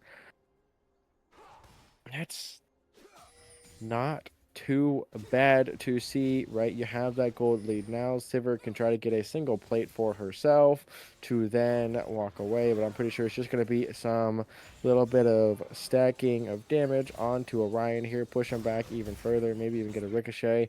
Looks like mid lane again is still very just a trading fest, right? Again, CS should be pretty similar, except in this top lane, Rumble's gonna have a little easier time trying to CS, especially with his little flame splitter, or flame spitter, being able to get most of the wave in a single Q rotation. Oh, knock actually back here, doesn't actually get it though. Wall Street doesn't actually hit the pullback, so has to run away here, has to flash away as well. Very good positioning from this Pyke. Lewd Avocado, though, is in a very precarious situation. Q gets canceled. Wall Street jumps back in. Does get the kill. Frost is here as well. Stun up onto the Gwen, though, so it does go down to the end. And now they have to walk away. A 2-for-1 trade. Not completely worth it. And that puts TP back in the game here, and you try to do the clone thing, but you completely missed. Frost, you have to hit that. Anyways, getting good damage right now. Gotta be careful on the mana though, as these two are just trading. However, you of course see blue and red buff is on Nightmare here. Flash in as well from Nightmare, has to get away. Frost, I don't think you want to be doing this, even though Pyke is in the area. Gonna try to walk in. Oh, Frost taking so much. Just goes down to that summon Airy. Does get the kill in response by Loot Avocado to give him something. Q will come in as well. Stunned onto Kawhi. I don't think the boomerang's going to be doing too much. Gwen is in the area as well. Kawhi is very low. Has to be careful. No mana either. Gwen is going to be trying to get the kill here. Ghosts as well to jump in onto Orion here. Is it going to be enough? Orion does have the E to flap away, but is it going to be enough? Q onto Kawhi, hoping to get another kill in response here. The Gwen does get the kill in the end, and Kawhi only has to use Barrier to live. Man, am I going to... I'm going to be a little tired at this point. Oh, yeah, I can see that the map on the stream side has been blocked. This isn't solo queue. We need to see this entire map here for the viewers. We can allow that. Especially with the delay, not too scary here. There it is. We can now see the map here. So anyone in game 1, I am very sorry if I was talking about the map and you weren't able to see it. But here in this top lane here, Gav's taking good bit of damage. That's the power of Shen, right? If you can't hit this flame spitter, there's not too much you can really do. And it's just going to be pretty fine in general. Of course, you can see first Dragon going over to the side of GCC. But look at that Silas. Silas is just taking the jungle here. Says, you know what? I'm trying to trade your entire jungle for the side. Here comes actually Equalizer comes out as soon as ult comes down as well. Taunt comes in onto Gav to try to do a little bit more damage here. Fire the Shen, but again, Flame Splitter's doing quite a bit here. Has to walk away. But hey, that is ult gone by the Rumble here. Silas can try to tower dive if he wants to. Ultimate does come out from Shen, but it's not really going to help himself here. Doesn't really get anything unless you do something. Frost has to be a little bit careful here. Doesn't have vision either. Here comes the knockup. Okay, I just saw that's a level 3. Actually, they're both level 3. Never mind. Everyone's hitting level 6, but I forgot supports. They were roaming too much. Anyways, Gav is taking quite a bit of damage here. Gets taunted. Does a little bit of damage, but has to walk away. This mid lane, nothing looking to be happening too much, but Gav does have to be a little bit careful. Ooh, actually gets the harpoon right there, so does get a little bit of damage onto Slop. Slop's taking this entire wave damage as well. Has to back away, and that's just going to be Rumble backing here and going to be getting him another little bit of items. Don't think that he's going to be able to complete his mask just yet. Yep, only has the tomb to his name, and will be doing still quite a bit here. Should be doing even more damage here on that bot lane. Orion doesn't have too much mana for himself. Has to then get hoping to just get any last stacks that he can. He got a minion there, plus a little bit here. Right? Does get hooked. I don't think it's going to be in too much engaged there. You can see the Chew and the Q. There's quite a bit here. Wall Street is in the area. Has to be careful. Loot Avocado. Ooh. Getting a little too close right there, and he is in a spot he shouldn't be, and he runs away. Now, as I say that, Orion does get a little more. I'd love to see his stacks whenever it does hit that 10-minute mark, just to see just how strong he is. He is currently... It doesn't want to show. Anyways, Gwen is here as well. There we go. He's at 36 stacks. He gets some stacks here. Gav, again, definitely knows Gwen's in the area, but she's kind of walking back here. Gwen doesn't have ultimate, and that's the problem here. Has to be very careful. You want that ultimate for the Gwen if you want to actually get the slow as well. Surprised that didn't actually stop Pyke here. Ooh, actually jump in from the Rel here. Knocked even further back. Ultimate actually used by the Sivir to jump on. Flash, actually it does hit Orion, so that's a really good position right there. Equalizer comes down from the Rumble. Flash in as well to try to guarantee the kill here. Harpoon does get it in the end. However, look, there's more people walking up. Does get the kill on the Gav, I am assuming. Yes, does get it just then. Ultimate does get stolen on from Wall Street, so a good dash in. Ultimate's going to be able to get the kill here. Does have to be careful. Here comes the Pop Blossom as well. Double Pop Blossom as well. Does get a kill on the Wall Street. DB does just now have ultimate, but only get it one stack off. Only the second one off, but it's a double kill to the Silas. Whew. And now they're all the same. Now it's a 6-6, but they do lose the grubs here. They are going to be now a little bit back on gold now, and it is stacking up. Wall Street has to be careful. He doesn't go dying to those grubs there. That'd be very sad. You're not. It's not a TSM. I think it's TSM or Team Liquid fight right there. Where they 3 people died to Rift Herald. It was beautiful. Anyways, again, right now they're just gonna be taking this here. Slav has to be a little bit careful. There's 3 members here. Don't think you want to fight that. Funny Man's caught in a very precarious situation here. Gonna be snipped away. Does actually get jumped on 4v2. Not sure they want to be fighting this. Wall Street's actually very low. Here comes Frost to do some damage here. Does get 1 in response. Does get 2 in response. Ultimate came in from Shen to save him.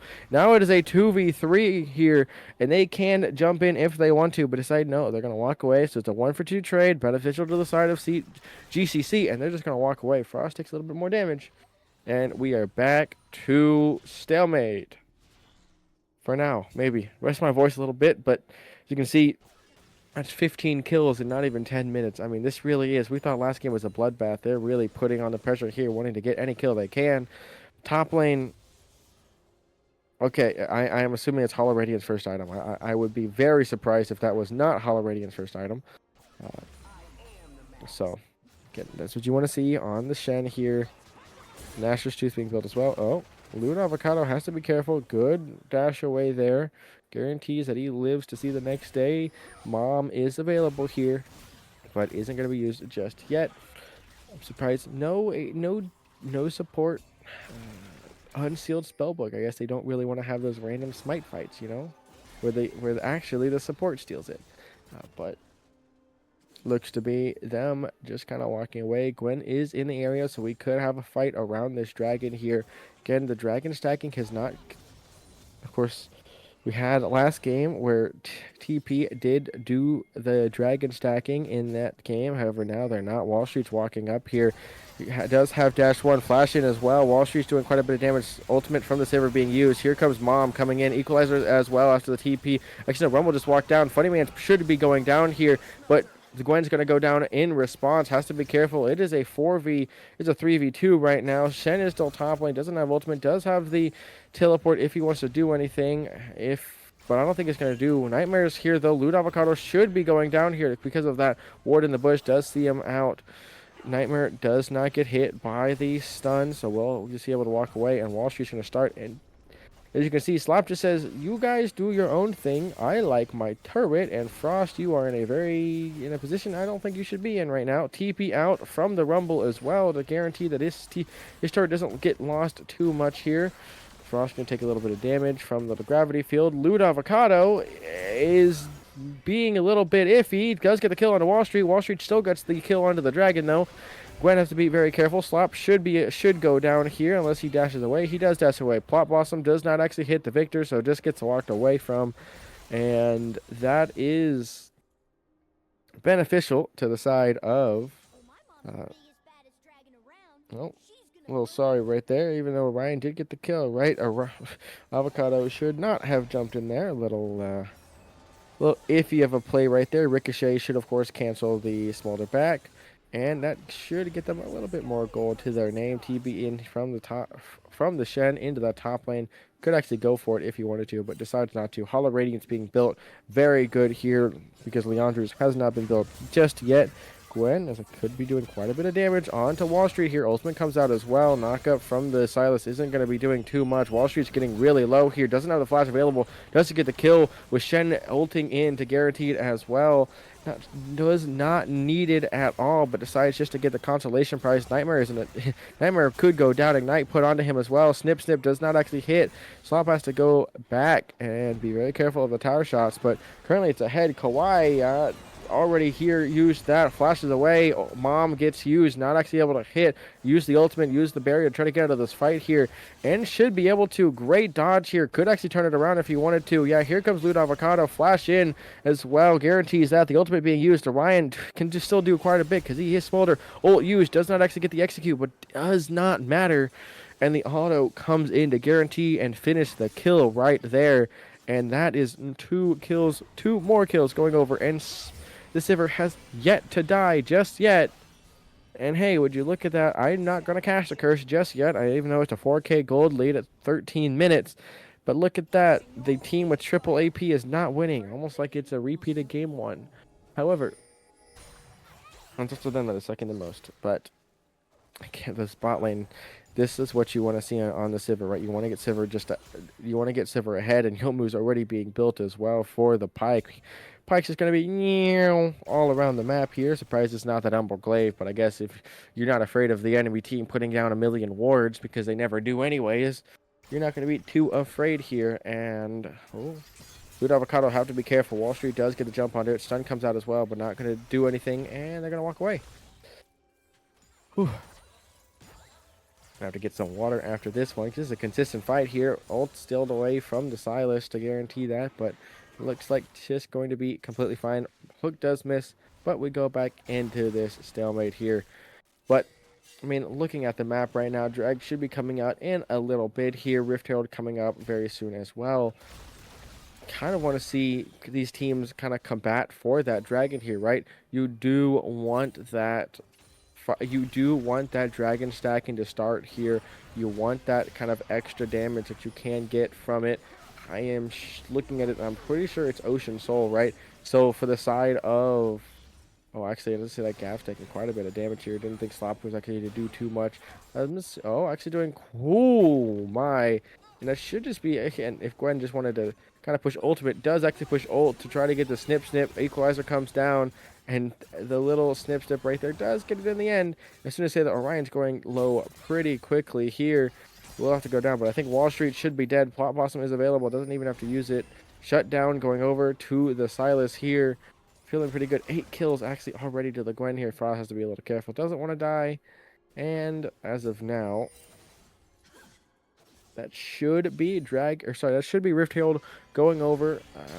It is up now. Wall Street does get Pop Blossom onto Slop here, but Loot Avocado is here. Ignite onto Wall Street. Ultimate used by the Rel to try to have that engaged here. Pop Blossom, actually the real Pop Blossom comes in. Wall Street is dead. Ultimate does not hit. Stun does not hit on the Funny Man. He is trying to run. Nightmare is in the area. Ultimate popped already. Taunted as well to slow him down. Loot Avocado has to try to live a little bit. Does not get it. Here comes Gav. Dav doing so much damage. Equalizer not available, but he still has a Flame Spitter to do so much. But there's just no damage going on to Slop here. Frost is able to still run away. And that is just a 1-for-1 trade. Actually a 2-for-1. I think Gwen, of course, died in the previous fight. But it's a 1-for-1 trade right now. Gold still a 6k gold lead. Or 4k gold lead, sorry, for the side of GCC here. This game's a bit... Oh, Nightmare actually could be caught out here. TP in from the Shen, coming from the back line. Has to be careful, though. Does get spotted out here. Gav actually gets the taunt right there. Stops from using the Hex Gate here. Wall Street's now in the pit. Has to be careful. Could actually fight here. Loot Avocado's here as well. It's going to be a smite fight. Who's going to win it? Both lost it, but Gwen still gets the snip to guarantee this... To guarantee the kill here. Wall Street goes down. Has to be careful. The ultimate from Gwen does not slow down Funny Man, but he should go down in the end. Not sure how long he's going to live, and he doesn't live too much longer. Gav is still in the area. Don't think he really wants to be fighting this too much. Should just be able to get this mid lane, quit down this Rift Herald to give them some pressure, and now move down to that bot lane, or to the Dragon here, sorry. And that is going to be pretty good. Should be able to collapse. Yes, even if they hit the eyes, should be able to collapse just in time. Get a little bit more damage onto the mid lane. And that should be Dragon going over the second Dragon for the side of GCCe, the third Dragon in this game. And starting the Dragon stacking is going to be feeling pretty good. And of course, with that, new shiny shoes going over to the side of GCCe here. Kind of a repeat of game one, just on this different blue side, red side here. Namor's got to be careful here. Pop Blossom comes out, Stun comes out, so much damage, so much CC, and it just guarantees the kill there. On the other side, Slop has to be careful, but you're going against double AP. You're not going to be too scared here, especially with the Hollow Radiance and Mark Treads. Your Giant Pelt there as well. I mean, look at this. How much has been used onto him now, and it's been nothing. I am very surprised that was not an 80 Silas. I think 80 Silas is not too bad of an option, especially when you have this build here, right? So feeling it pretty good here. So, I mean, look at it. 4, 1, and 5, 9, 4, and 4 here. Very strong indeed. Since Sivir has not died a single time yet, still is deathless. 2 items. Very surprised that it's a Navori's. You wouldn't see Navori too often on Sivir anymore. At least I think so. I mean, still good with the trying to guarantee her for the ricochet, for the spell shields. So it's not too bad, but yeah, of course, get a little shield there. Orion, though, is just not doing good, right? He is so far behind. He's over 3k gold behind, at least 2.5, right? Only has an Essence Reaver when his opponent has 2 items. 2, it's their name here. Of course, in the bot lane, I'm going to assume is, because of that dirt, I think it is Umbral Glaive Pike, right? Because I think, of course, you want that for the little bit of moves and speed, but also for the wars. But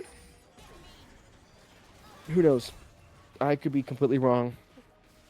With how much these players want to cook, I wouldn't be surprised if they start cooking items like the Scion 80, the Bausch stuff. So, but again, right now, luckily, game has stabilized just a little bit here.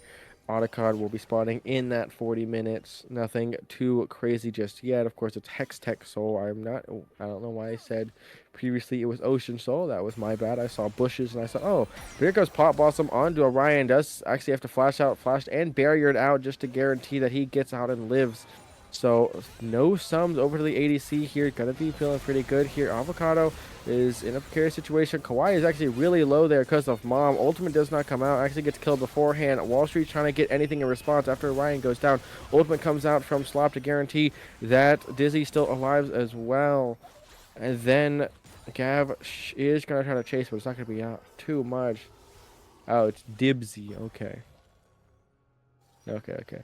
But they're trying to catch out Gav here. They probably can. Taunt comes out as well. Sroot as well. And it's just not enough. Nightmare, you're on a ward. You should not be standing there. That is a very scary place to be.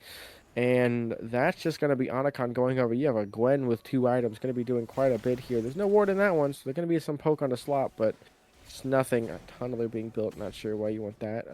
I don't remember what you're going to be building with Tunneler Giant's belt, but gonna be a little bit of damage here. TP in from the from Frost here. Will get stunned up as soon as she gets TP'd in. Hook doesn't hit anyone. 4 here. Could be a very quick fight. Here comes a Pop Blossom in. Pop Blossoms on 3. Ultimate comes out from Loot Avocado to get 1. Other Pop Blossom comes in, also hits 3, but not enough in the end. Orion goes down. He's not having a good time. Frost gets the kill there. Nightmare flashes over the wall, trying to run away. Will maybe get a kill onto Frost here. Does actually get the shutdown as well, but that's another 4 for 1 right there. And that, it should just be mid lane. There's no other objective available on this turret, on this map here. So they can't get, another dragon, another baron. But hey, that Otacon's feeling pretty good with their double dragon here. Hopefully with that third one, if they start dragon stacking, a little bit better. And that's also 2 mid turrets going over to the side of GCCe. 4 turrets in total. And that is an 11k gold lead at 21 minutes. Oh my, I just saw the gold lead. It is insane. It is not going well for TP like last game here. And again, And the cook was a little bit too much. And it's not. I hope that both teams learn today after game 1 and game 2 that, hey, going triple AP might not be the right answer, especially with the Silas 4 and 8. It's not the right answer. And also, Smolder is not the right answer. Also, Smolder in a triple AP team comp, I should say. But again, Sivir is still deathless here. Gwen has 13 kills. Oh my. It's not looking very pretty here. And all they have to do, Gwen gets the kill onto the dragon, gets themselves the third dragon for themselves, putting them onto Soul Point here. As soon as I say that, Wall Street is is in a very bad position right now. Does get snipped. A couple ultimates actually used though. I think that was 3 ultimates in total. They will lose their top jungle here. Here comes the ooh, that looked a little weird there, but Prayer comes in, Mom comes in as well. They're taking quite a bit of damage.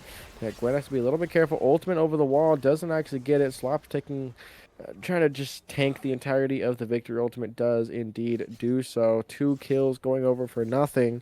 And this game is just going from bad to worse here. This is not looking good at all.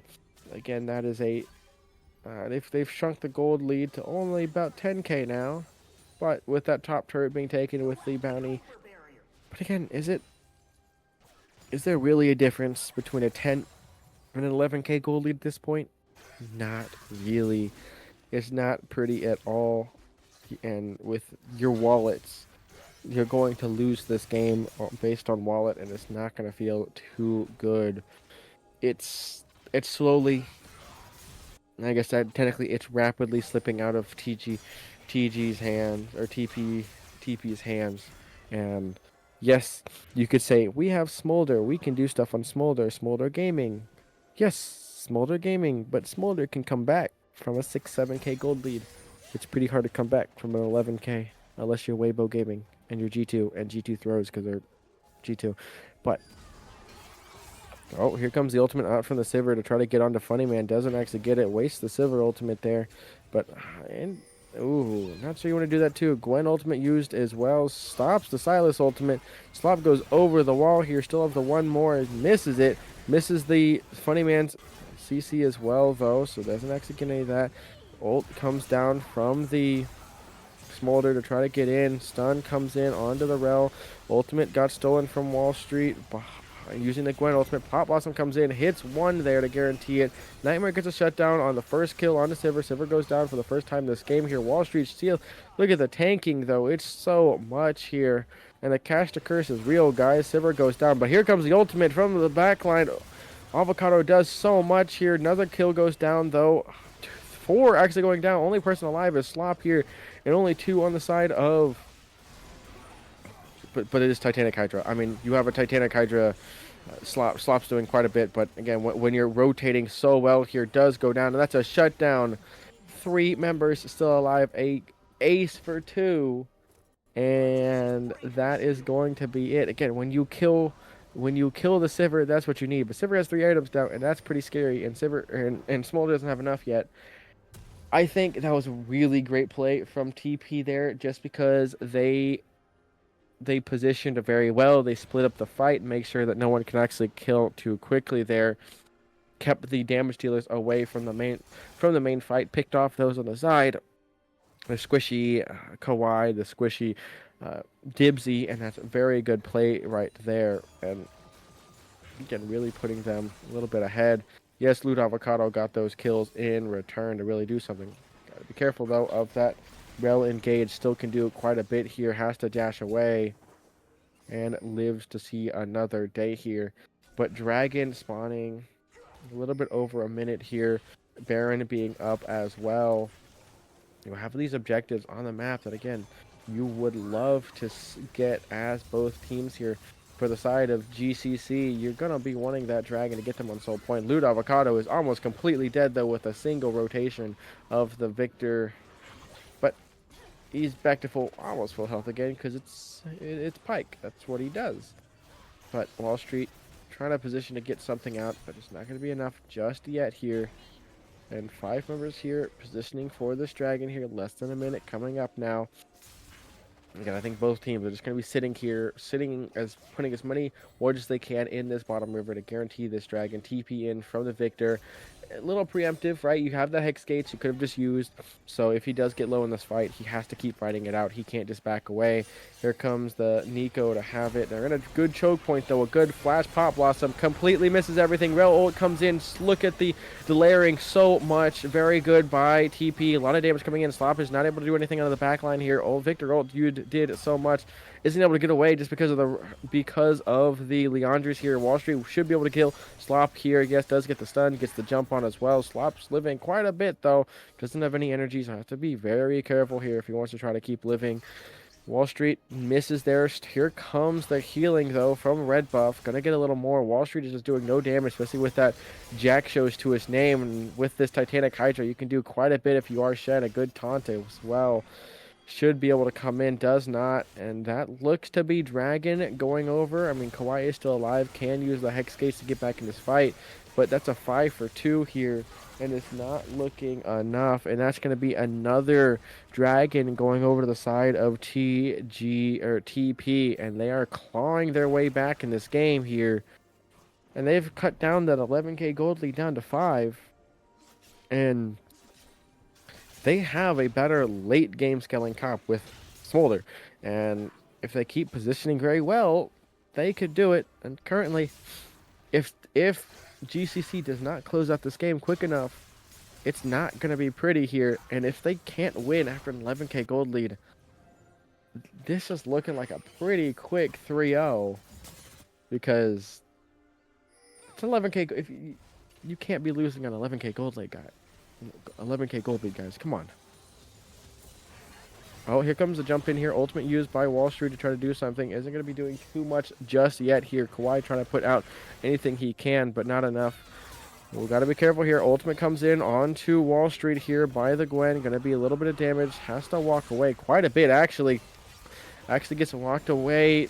Knocked back here. Here comes the Pop Blossom onto 2, but Frost is alone. Equalizer comes out. Has to pop that Zanya so let's try to live, but not enough here. Double kill going over already. Sorry, 2 kills at least. Avocado might be going down to Nightmare very quickly here unless he can run away quick enough. Misses that. Still quite a bit of damage coming out, and that should be Baron going over because again you lost 2 members here. You have your Sivir, but Sivir's done nothing. I mean, Sivir has looked pretty. Sivir's on Raptors. I mean, Sivir should be in that fight, but has just been pushed back every single time. The team's just so scary. Loot Avocado trying to see, oh, maybe I can get this miraculous steal on this Pike. Not sure if it's going to work. Maybe try to go kill it, but here it goes. There he goes down here. TP actually, or ult comes in from Slop to try to gain some advantage here. They don't have the damage here, actually. Nightmare could clean up here. Gets a single kill already. TP in from the Rumble here. Equalizer is not available just yet, but Kawaii should go down here. Isn't enough. Pincered from 4 different angles here. Wall Street is very low, though. Has to flash away to safety to guarantee that he lives. Does steal the Pike ultimate, so if anyone gets low, they're going to have to be very careful here. Loot Avocado does have ult as well, so if he wants to jump in, he could. But he has to make sure he doesn't die too quickly just yet. Does get a kill onto Gav, though. He will live on barely any HP as the Pike does little wither away there. Kind of probably back or get the plant here to live. And this is just a back and forth game here. Both teams GCC not able to close and TP not able to get that significant lead. And they're just on the Baron say, you know what? We have that man advantage now. We have Hex Gates to really get back into this. We have a Gwen that can really delete this. And we're just going to be here and taking this Baron. You do have a TP from Nightmare in the backside. Have to be really careful. The hook comes in from the Pike to really get damage onto Nightmare. Make sure he gets away. Who's going to get it? Actually, it is stolen. I guess not technically stolen because they started it. But they still got the Baron for the side of GCC here. It does have to get away because I don't think you want to lose that. You don't want to lose all your members for it. Because if you do, you could lose the game here.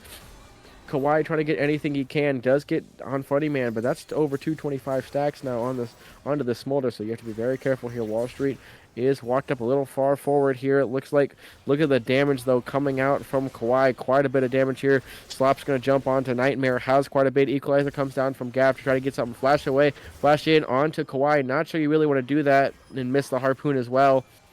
Does miss the hook on the pike, so not able to actually pull in Gav into this backline. Slop is here as well, using the hex stage, trying to get into this.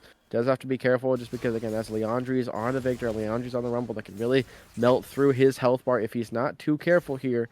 And now it just becomes a waiting game. Dragon here in that 55 seconds to try to get that soul point or put either get soul point for TP or even just straight up soul for the side of GCC when they really want, especially with this Baron buff here, or even say, you know what, you guys can take Dragon. I'm fine with that. How about we take your base, open up that mid lane, open up that top lane here, and really put pressure on the base, saying, hey, if you want to try to take the Dragon, you will sacrifice a lot for it here. And Wall Street has to dash away. Got to be very careful. Lude Avocado,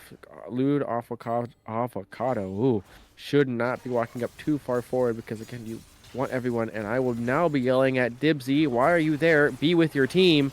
You get to pick onto Wall Street, though, and that should guarantee you the Dragon here. Slops should be able to take so much damage as well. Not being too scared here. Gav has to be careful. Dibsy is now in the area, jumping onto Nightmare. Ultimate comes down onto Orion, does get the kill as well. Rumble goes down here. Funny Man is a support. You're not doing anything, and that should just be the end of the game. Why go for Dragon when you can just end here? Your only person alive is Nightmare. He's not going to be clearing waves fast enough. You have 5 members here. You get a good taunt, and that should be the end. Pop Blossom is not available, but it comes back very, very quickly. I mean, look at that damage here. It's just disappearing. Lude Avocado does not get the last hook, and that should be game 2. Yes, that will be game 2 going over to GCC here, getting another kill just for padding the stats. And they will take game 2 and bring themselves 1-1 in this best of 5. And like I said, that triple AP comp has lost both times. Hey guys, maybe stop cooking that. Because, as you can see, not going very well. But still, look at that Victor damage. Still, even though he lost, you still got to commend him from just doing so much. But, I mean, it's just so much damage, right? It does feel bad if you're a Silas and you're doing less damage than the support Pike here. But they're doing what they can here. They did the damage they need to. They took the game. Was a little sketchy in that mid game right after they lost quite a bit, but in the end, they do take this game, and they cement themselves as victors in this game too.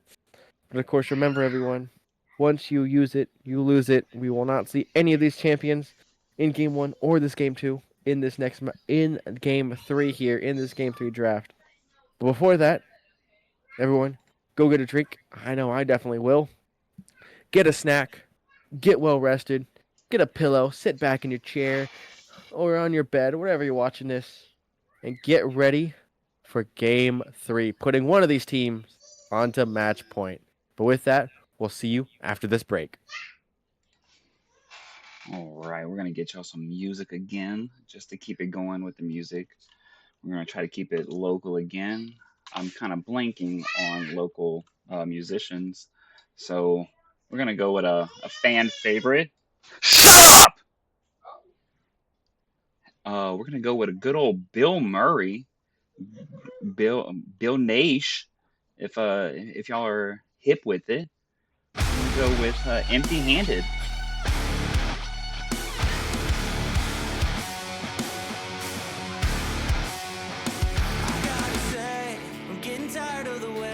Dude, you need to chill out, son, Emery. I'm literally streaming. Yes. What?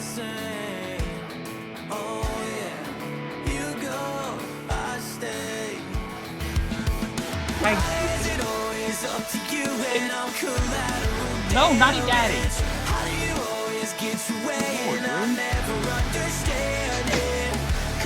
so deep in it and even leave a bandage? Why does it always fill you up, leaving me empty-handed?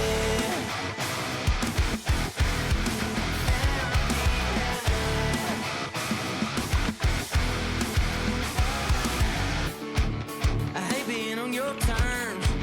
It's always on and off again.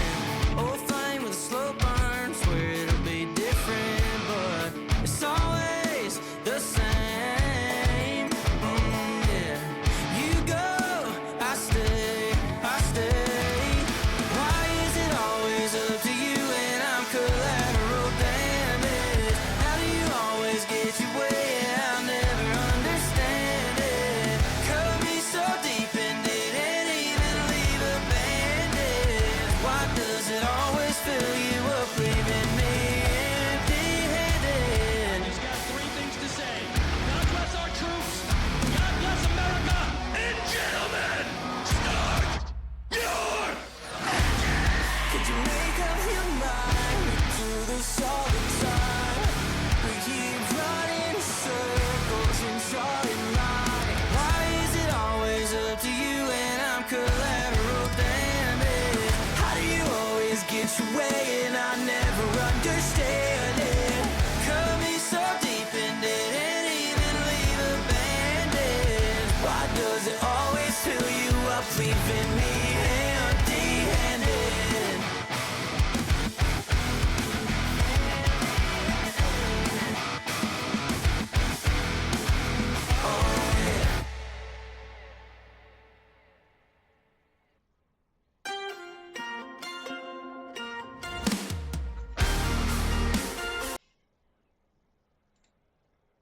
All right. All right. That was a short thing. It looks like they're going to be setting up for draft. Just want to go over a little bit the last game that we saw. Go back.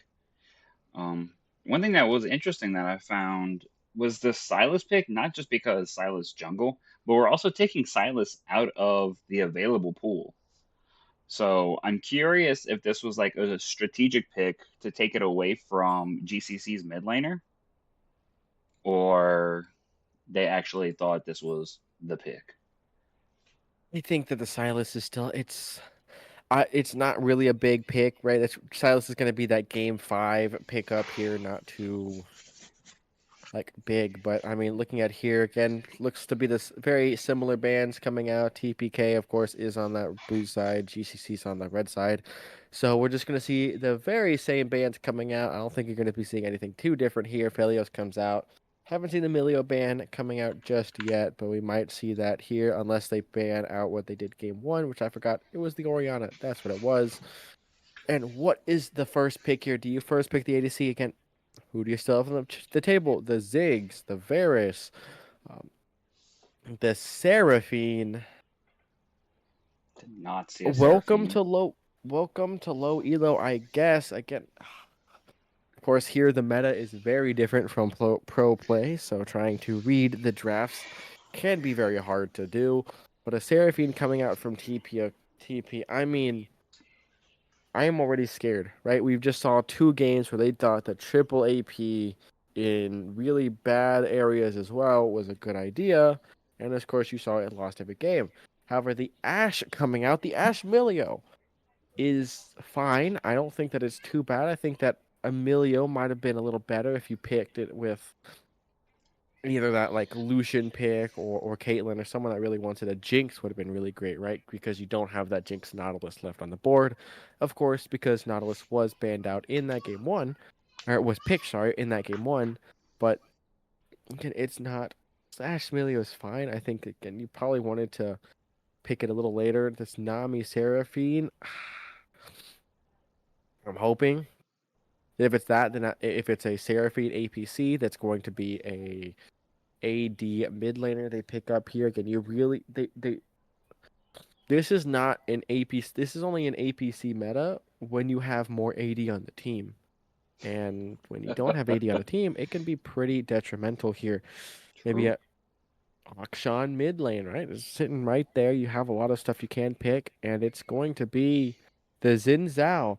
which again, Zinzal's still one of the best junglers on this patch for this entire Kane. year. To be honest, we've seen, if anyone's watched any T1 game, the best Kane. Zinzao in the world is owner. You see what people can do on this pick is very strong. He can do so much, but he has to be very careful when doing so here.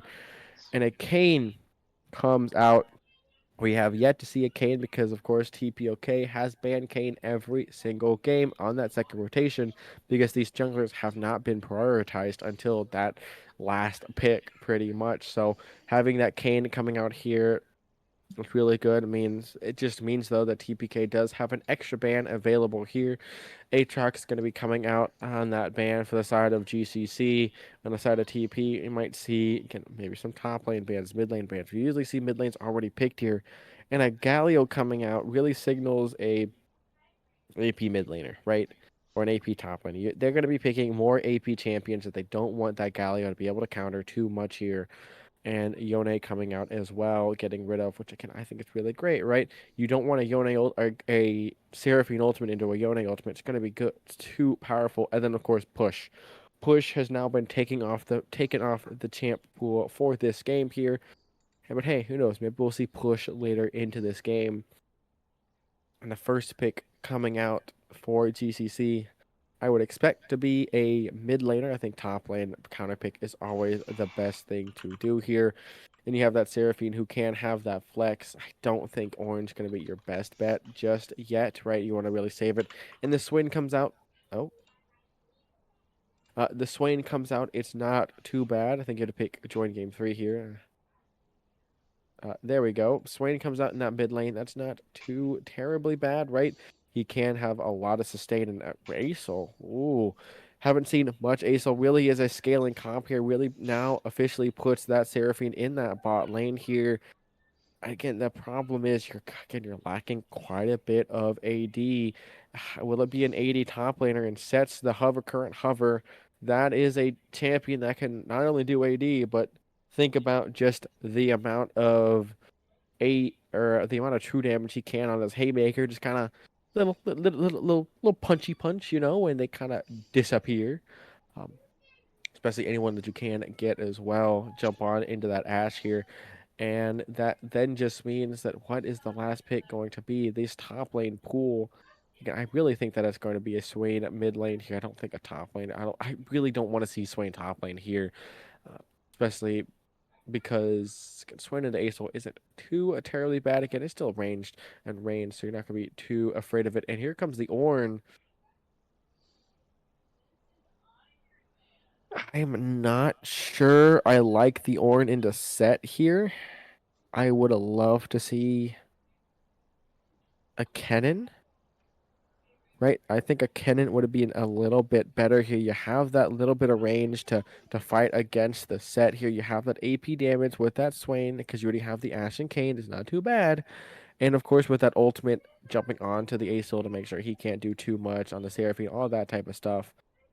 Being able to dodge out, of course, with the Kennen. I think it's gonna be it's just a little bit better here. Could have also switched it up for that Gnar if you wanted to have more of that AD or more of that tank Swain in the mid lane.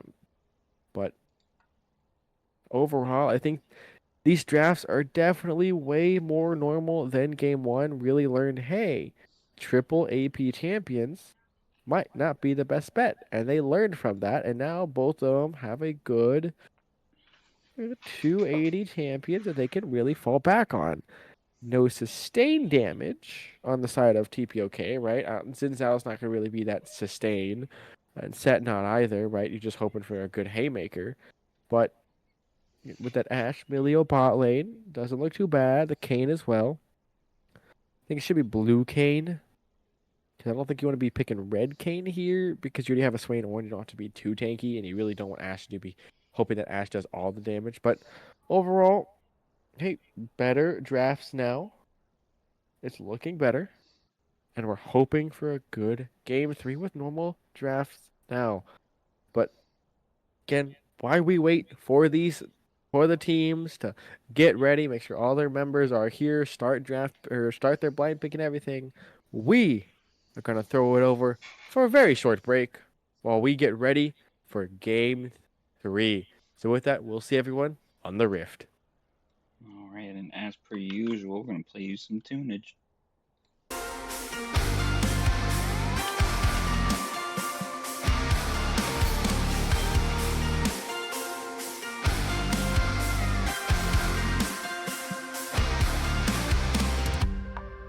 Sun setting in the background. What a way to set the scene. And we could take another lap round, but it wouldn't change a thing. Oh no, this ain't one of those where I kiss you when you go. Maybe we find each other somewhere down the road. Cause I'm over trying and making it right when I'm still getting these concussions. Throw my head against the wall, turning nothing into something, make it everything my fault. But you got me top, begging you to stay.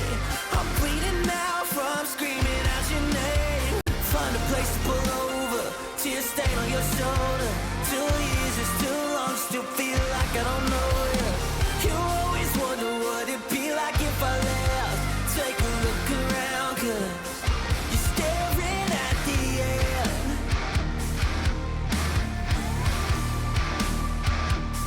You're staring at the end. There's no way we're going back now. No, you ain't giving what I need. Yeah, that crowd was getting too loud. Screaming now, saying I'm not gonna be the one to pick up your pieces. Stop my life when you need it. Say you blame me for everything when you're leaving. I'm still getting these concussions. Throw my head against the wall, turning nothing into something, make it everything my fault. But you got me tore up, begging you to stay. I'm bleeding now from screaming out your name. Find a place to pull over, tear stain on your shoulder. 2 years is too long, still feel like I don't know you. You always wonder what it'd be like if I left. Take a look around, cause you're staring at the end.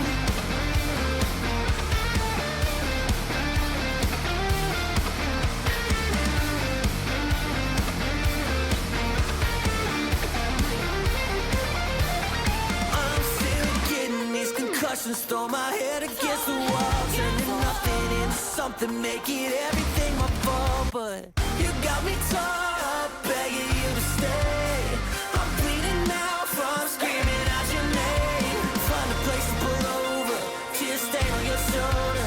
2 years is too long, still feel like I don't know you.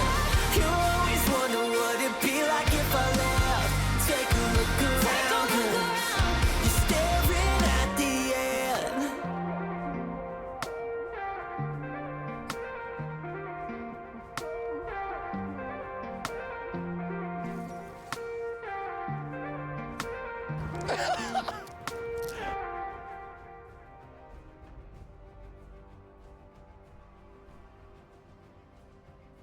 I try to keep it inside.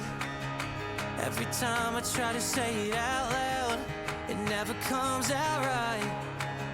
So I lie and try to push it down, cause I should be spinning you around now. Instead of I'm trying to forget about every time I lay you down. Think I'm done trying to figure it out. I can't take the skin I'm in. Feels like I'm not while I'm trying to live. And I should be spinning you around now, but my smile is growing paper thin.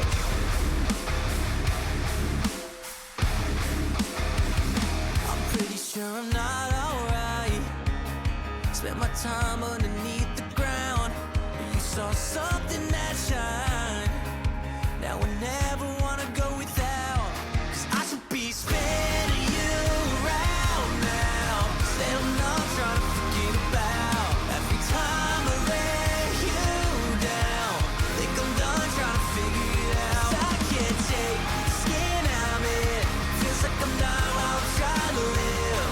And I should be spinning you around now, but my smile is growing paper thin.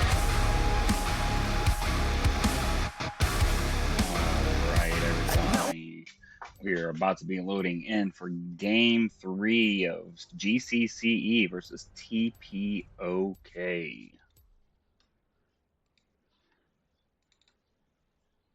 We got a new follow. Thank you, Helium Bamboo, my goat. Welcome to the stream. So it's been, oh man, now the spectator delay. I'm trolling. I apologize. We're gonna be listening to music for a little bit. I thought the timer was clocked all the way down. I do apologize. But since we're here, I'm gonna talk a little bit. Uh, Again, we do have the first pretty norm. Oh, my mic was muted that whole time. That's awesome. I'm so happy for me. So I just noticed we went on the spectator delay, and I wanted to give a shout out to Helium Bamboo. Thanks for the follow. Hope everybody's been enjoying the stream, enjoying the cast from launches, just doing a stellar job. Pretty last minute getting it together. That is my bad. We will be doing better. We will be streaming tomorrow night as well for Titan Gladiator. Tomorrow's match will be GCCe Belmont versus Jolly Rogers Black Pearl. So that is also a playoff game. Best of 5 series. I wonder if he'll cook nearly as much as this series is. I kind of hope it doesn't. That's me. Yeah, that is you, Samurai. Yep. The GCC Belmont's jungler in the chat. Samurai Orange with the orange name, living up to, I guess, the orange name. Um, been playing some jams. If y'all have any suggestions on the music being played in between games, just put it in the comments. In the comments, Jesus Christ, put it in chat. Um, trying to figure out some good local music to play. We've already played. Wow, the song name was Brainless. I'm forgetting the band name all of a sudden. We played Swamp Stank earlier, which is some southern metal, and we played some acoustic Chris Russ, and then we just started playing some Bill Murray because who doesn't like some good old Bill Murray? It could be the actor or the band. So yeah, we're going into game 3. Looks like we're about to start going into it. You can see the draft here. We're in game 3 of Fearless. And the Kane finally got through. All right. So I will pass it over to Launches, and I will be quiet. Here while we wait up for this game 3 here. I see some of the skins. Let's see the skin diff. It's a skin diff here. Unfortunately for the side of GCC, only 3 skins to 4. Gonna be looking at that, and hey guys, I mean that's a T TPOK looks to be going to match point after this after this game. Fortunately, I don't think mastery is gonna matter here too much. At least the drafts aren't abysmal, but I mean, when I look at this, I just want to say I really hope that TP doesn't win. It is a personal bias as an ADC main. Whenever I see uh, an APC player, I think that they are the bane of the existence and should not exist. But you know that welcome to the meta, and they do exist, and I have to unfortunately allow them to exist, or at least talk that they do exist. But looking here, looks to be another potential invade, just because, of course, with the Swain pullback. Can they make it though? Set's gonna be spotted out Set's gonna spot them out very quickly here. Running into this bush here, but he doesn't. He's just sitting there. Oh, the slow comes in as well. I'm not sure he's gonna be able to get the knockback. Here comes. Oh, actually, he does. He gets the root, comes back. Ash gets the first blood. Gonna be able to back and get herself maybe some boots, maybe a dagger, whatever it is she wants here. And that's going to be helping her already quite a bit into this. And I just saw, Orn, where are your items? okay, not even a cloth armor or anything, just pots and good enough. Whatever you say. Hey, also Lude walked in there and that didn't put us a single ward. Support gaming, I guess. But that is just going to be a dagger being built by Ash to get that little bit of attack speed that she can get, and a little bit extra, I should say. That was like the best beneficial. But because you are not going Q first on Swain, you are going to have a little worse of a time in this early game trying to get CS here. Doesn't get the knock, or doesn't get the root there either, so we'll have to again kind of back off a little bit here. But overall, I don't think that that's going to affect it too much because, of course, they're going to get level 2 very quickly. So Q is going to come out here. Orange is trying to do a little bit of damage. I think you should be hitting that Q into the minions, though, to get some XP. But just as I say that, you are already getting very low here. Less than half health, not level 2 just yet. And you don't want to be dying already here. But again, because of that first blood already, Ash is going to be feeling pretty good, even though she is, of course, going to be poked out quite a bit, right? Seraphine Nami can poke quite a bit. A good bubble plus a stun plus anything else, right? Guarantees the full combo being put out there. So, going to be feeling a little worse for wear, but again, first blood, going to be feeling good enough here. And wow, still getting quite a bit of poke actually, and that brittle helps quite a bit to kill the set here. And knockup comes out as well. I don't think this is going to be a kill because Orin doesn't have that much damage here. Now by Store and Shield, I guess it really was a forgetful buy right there. But no sums being used on either side. No, again, the gold lead doesn't really matter at this point here. And yeah, this is already slower than the other games we have had, which is very good for my voice here. In this, of course, best of 5, because I can feel it going pretty long, unfortunately. For my voice, at least. For the viewers, you cannot wait for a best of 5, right, everyone? Don't fall asleep. It's only going to be 1 a.m. in Eastern. It's going to be midnight for me, but ooh, Haymaker does quite a bit there, but dodged away. Bubble comes up to knock up the Ash, but because of the slow, Seraphine decides, you know what, I'm going to walk away. Going to be able to get out of there. Not pretty fine here. No mana, actually, from the side of Acel. Has to be very careful there. And just decides, you know, we're going to walk away. But again, this bot lane here, the volley is helping so much. Was it Milio Q, of course, being able to have some poke as well, pushing him back feels pretty good. And look at the no mana either. So that bot lane is going to be feeling a little bit better, being able to now walk up, right? Push the wave into the turret here, make the side of TP lose a couple of their minions here. And overall, feel pretty good. Of course, as you can see, Set had to already back here. Is just going to walk back up, while Orin is just going to decide to walk back into lane here. Nami is keeping this wave here. TP in from the Seraphine, so she isn't going to lose too many waves, or too many minions at least. I don't think she even lost a single wave there in general.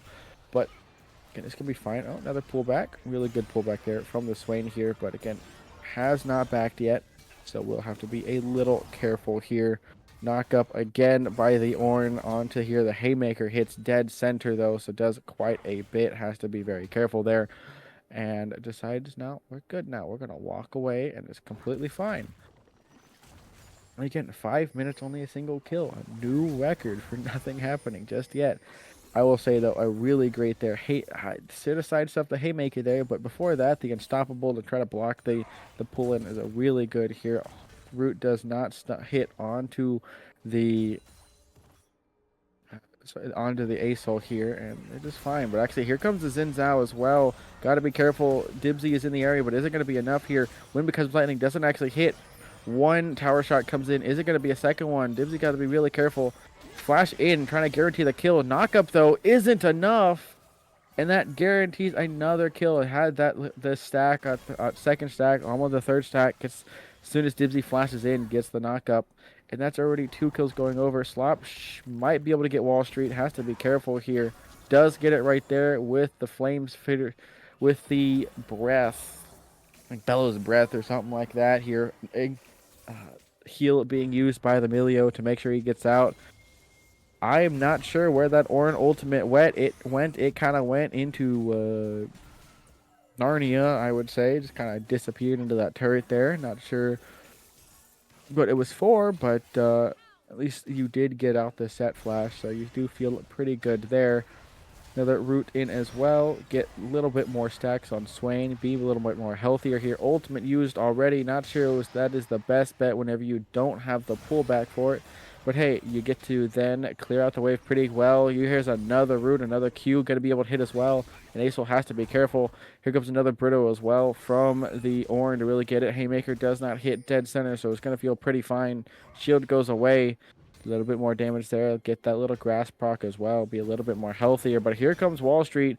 Slop has to be really careful. Doesn't have flames for the spread. Ultimate comes in from the set here. Gets the pull as well. Dash is trying to dash out. Flash out as well. Haymaker does not hit. Wall Street is slowed now and doesn't decide to jump in. And a flash used there. Gets his life away. And set only has to use the ultimate because he didn't have flash anyways. But with that, that is going to be Kane starting up that dragon here.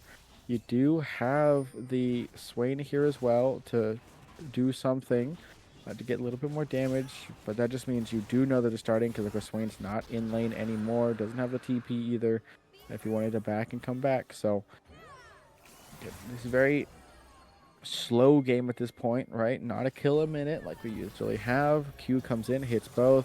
Emilio does get stunned here, but I mean, look at that poke that's available here. But Kane is here trying to find something, but does not in at all. Just has to back away. And it's looking pretty good. Root comes in, not enough. Here comes the pullback. Nightmare's doing quite a bit, though, as that Acel getting those 1 second stacks. A little bit more damage here. Oh, maybe a little jump in. Knockup comes out. Flames hit his breath. Brittle as well, but he's going to get pulled back in. Got to be careful of Haymaker. Doesn't have any damage just yet, though, so Haymaker doesn't hurt too much. Tiamat, though, is able to slowly clear the wave. And now, okay, I think you should have missed that up. Frost actually pulls that ultimate, though. Has to be careful. Very low. Nightmare is very low as well. Has to be careful. Top lane, though, does get the kill. Ultimate and actually missed there. Ultimate used by Wall Street. Has to be careful. Dibsy is very low here. Frost is very low. Frost has to try to run away here. Frost is going to get pulled up just for the little extra. At least the ultimate from Swain is still lasting. Dibsy stays a little too long right there and does go down. And that's just going to be, ooh, great knockup actually from the bubble. Ultimate comes in onto Milio. Milio's going to go down as well, but can the Ashe live long enough? It can flash in as well, trying to get onto Orion. Orion does not go down just yet. Has to do another volley. A volley actually does quite a bit of damage. Loot Avocado still lives in the end. And flash is used, but flashes does not matter when you get the kill for yourself. And Ashe is 2-0-1. He's going to be feeling pretty good here. And I'm assuming building for that Bork. It's a little weird.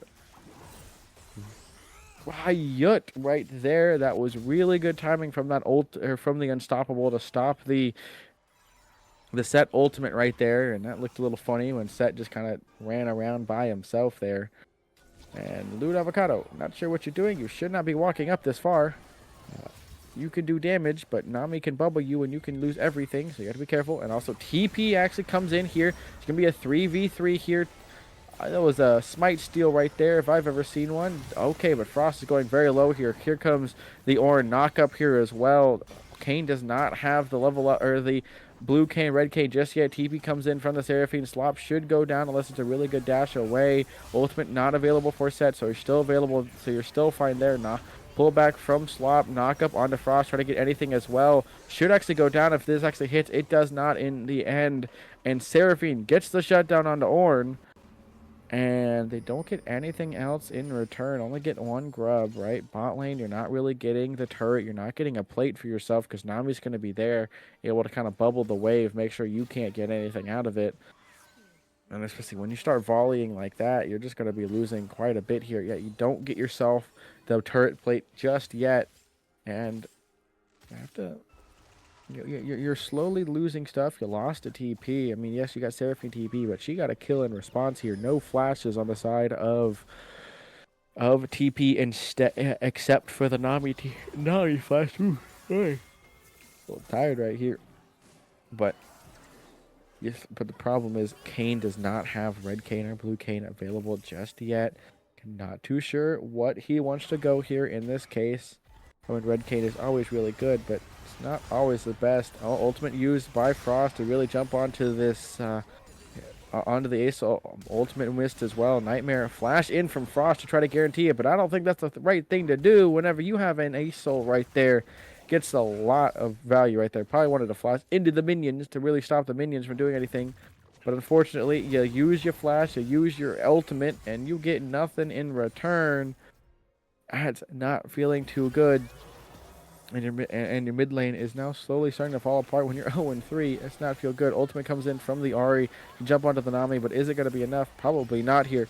Orion does not hit the stun, so it's not going to feel too bad. Bubble does hit, though. Ultimate available. Does not want to commit it just yet. Orion is getting low here, and Volley is doing quite a bit. Kane's out in the area, so it's not going to do there. Wall Street's in top lane. Oh, here comes the ultimate as well. Double ultimate comes out. Here comes the TP in from Asol. You're going to get 2 kills here. Not going to be enough top lane either. That's 3 kills going over to the side of TP, and this is looking like that game 1 where it snowballed out of control very, very quickly, and that's what it's looking like right now, especially without this Asol, without the Kane having anything to his name, right? Doesn't have blue Kane, red Kane just yet. He's going to be able to get 1 kill in response. Swain actually steals it right there with that Q, but again, you're losing a lot of stuff away from the map, so have to be very careful. Going to lose 2 plates, might even lose the entire turret if the wave gets there just in time. Yeah, probably will lose the entire turret. They get themselves the dragon, and starting the dragon stacking for themselves. But again, they have to be careful here because they do, of course, lose that first turret, and they lose themselves. I am pretty sure the boots, although no one actually has a completed boot just yet. But I'm pretty sure that does net them the boot because I'm pretty sure they got the first 3 kills. No, Orin got the first 3 kills. No, never mind. So it's going to be whoever gets the first 3 dragons to their name. Okay, I thought that for some reason I thought that Swain was trying to steal camps from Dibsy, but no, it is just Wall Street stealing, and it looks like Wall Street might go down if that Blast Cone does not save him. Blast Cone actually doesn't do the job exactly right here. Dibsy actually comes in able to get onto funny man here, doesn't get enough, flashes over the wall. Not sure that's the right answer thing to do. Ults onto Orion, trying to guarantee something. Trying to get something, that is not worth it at all. As you saw, Ash tried to tank the turret, but the timing was not right at all. Seraphine gets herself a double kill, and a 4-1 APC is not what you want to see. Did lose cannon, though, so that's a little depressing. But it's not looking good for GCC, and they have to really stop going for these engages. The thing is, they can't slow down the game when they have an Asol, when they have a Seraphine and set to go against. They have to keep pressuring, but the problem is they're going to be losing these pressuring fights here. Haymaker comes down, not going to be enough.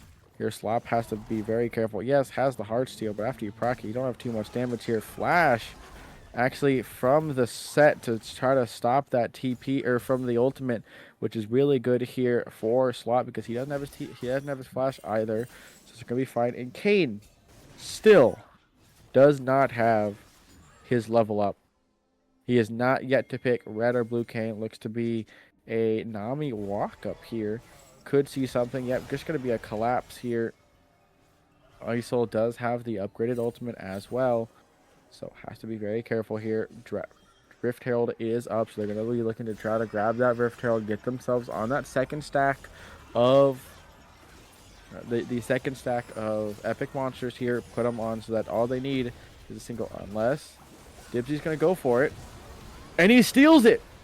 He steals it, but what is the cost here? Ultimate comes in, 2 ultimates come in already. Swain comes in as well. Ash tries to do something, but is it going to be enough? Stuns the set for so long, but you need to get at least a kill in response to really get anything out of it. Wall Street's living for so long. Look at the healing here. Frost is just not able to do enough damage here. Bubble as well comes up to make Frost walk away here. Nightmare doesn't have the mana, so you're not gonna be too afraid of it. But you lose a kill, which you expected to lose as a Kane trying to steal it. But you get yourself the Rift Herald. No one collected it because they didn't get it in time, so you lose the Herald though in total, which is very unfortunate, but you do get yourself the feats, and you get yourself again those new shiny shoes for yourself, and you steal away a very important objective that I think that TPOK would really, really love here. And I'm still looking at it, and that's still a 4K, and it's a 20 gold. That's a lot of. Oh my god. Sorry, right there. And it's Frost. Here comes the bubble here as well. Knocks up on the Frost. Frost has to TP away, but look at the damage coming out from the. Just hold on and look at that. It's and now Asol can just run away again here. Is it gonna be enough though? Here comes the ultimate, hits on the Nami, so they should get the kill. But here comes the great bubble ultimate as well. Not enough.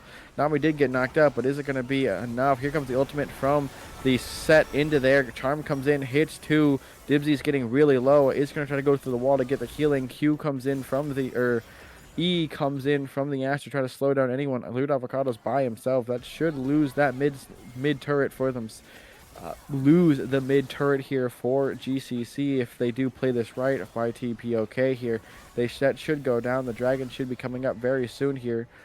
And it looks like they're just going to say, you know what, we're just going to rotate it. We don't need to fight this turret too much, even though we are very healthy here.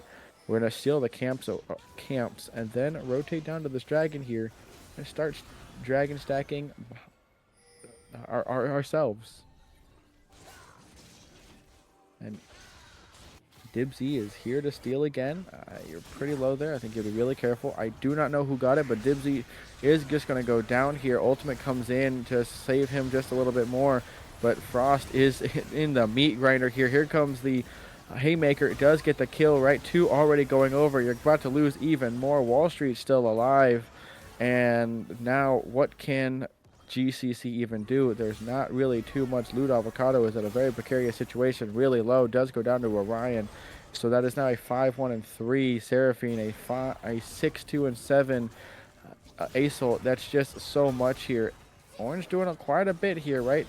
Heartsteel does a lot, but flash away to get them out to safety. That gets them the dragon. That puts them 5K in the lead here at 18 minutes. And really in a good position to start trying to close out this game. Get these turrets here. Get that mid lane turret. Get that bot lane turret here. Like they just do. Get that standing gold. And now can push for that Baron. Set up for that Baron in that 7 minutes. Get Dragon 5. A lot of things that they can go for that can very quickly accelerate this game. Even without a traditional frontline. Just because of the healing and shielding that you can get from all the items that everyone has.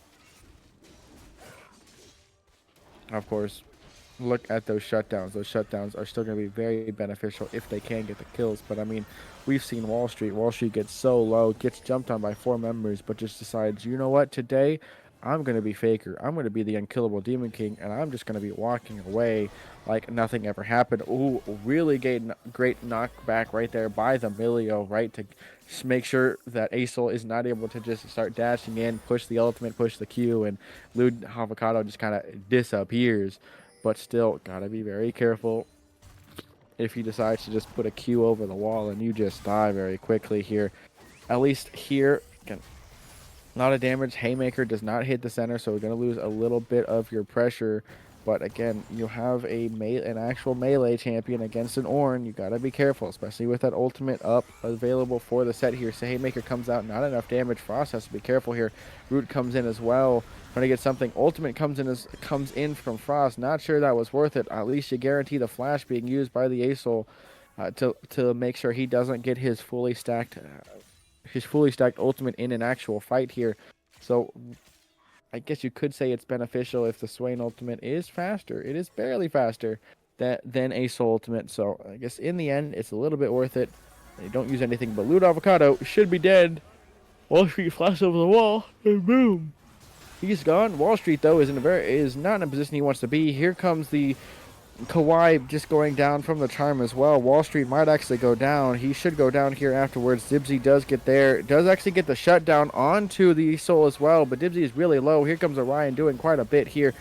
The stun and the fruit and stun coming out. A double kill going over to Orion. And that is a 4 for 2 right there. A triple kill for the Seraphine. hate 1 and 4 here. Should even get another item. Might go Ludens, might go Leandries. I'm not too sure. Actually gets knocked up. Has to be careful here. Doesn't have a ward there, so they don't actually see where the Orn's going. So the Orn Horn is just there to stop the back. And then it's a little iffy. But overall, they now are, what, 6k gold lead? Yeah, about 6k gold lead for the side of TPOK. Ozakon is up. Dragon should be up in the next 2 minutes here for themselves to start trying to Dragon Strike themselves. Of course, we now know that it is a Chemtech Soul, which isn't going to be the best.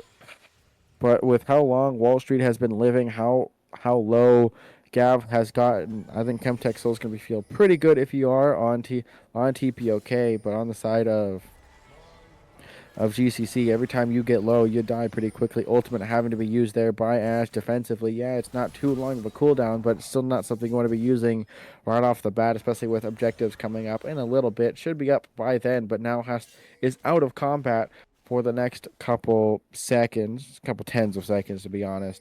Because again, you don't want to be fighting without that ultimate, when you can get very quickly deleted by the Soul ultimate, by the Haymaker, random offshot Haymaker that's not even meant for you either, which is even worse here.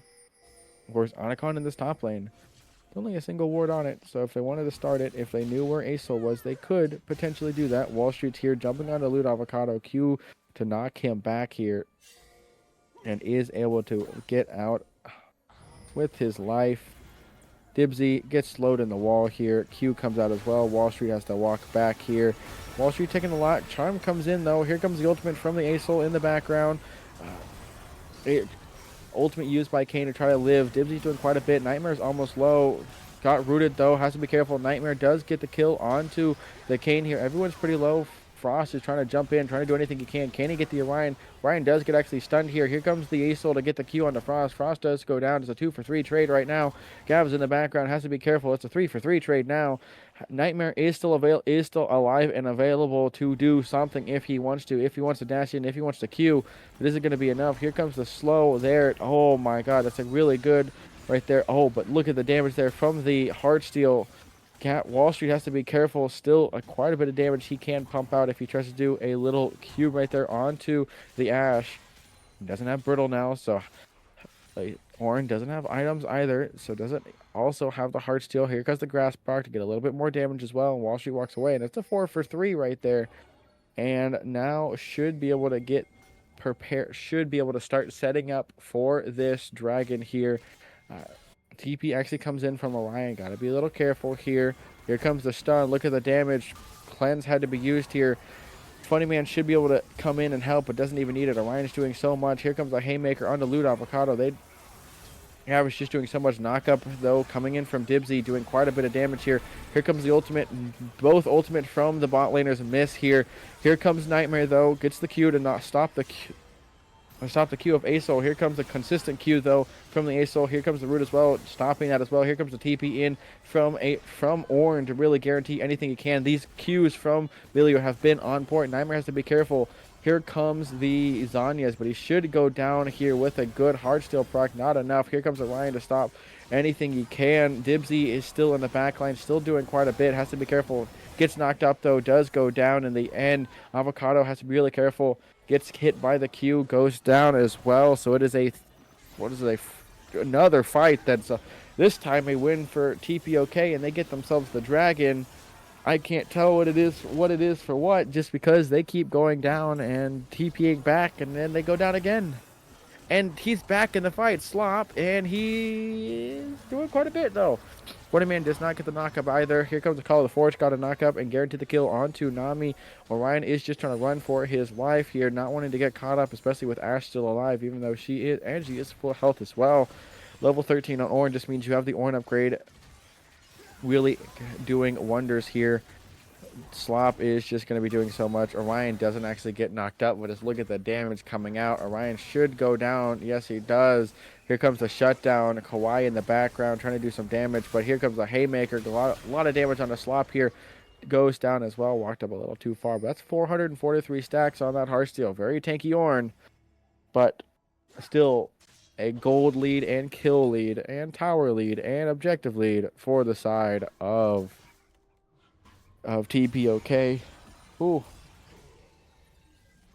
And I said in the beginning, this game is a little slower, and now it is working my vocal cords. That is for sure here. Nightmare does not get over the wall in the end, but at this point, Baron is up. Dragon is not going to be up for, of course, a while. But again, being that Otacon is up, Baron is up. Be surprised to see if these junglers want to start pathing up and stay in this top lane, right? I think that Scuttle Crab would have been very important for the side of TP just because they are ahead, get that vision. Oh, but they got to be careful here. There's 3 members. Ultimate comes in onto Nightmare. Really been good here. Knock up as well. Here comes the ultimate, but is it going to be enough? Actually hits onto Kawhi. Does quite a bit of damage. Frost is here as well.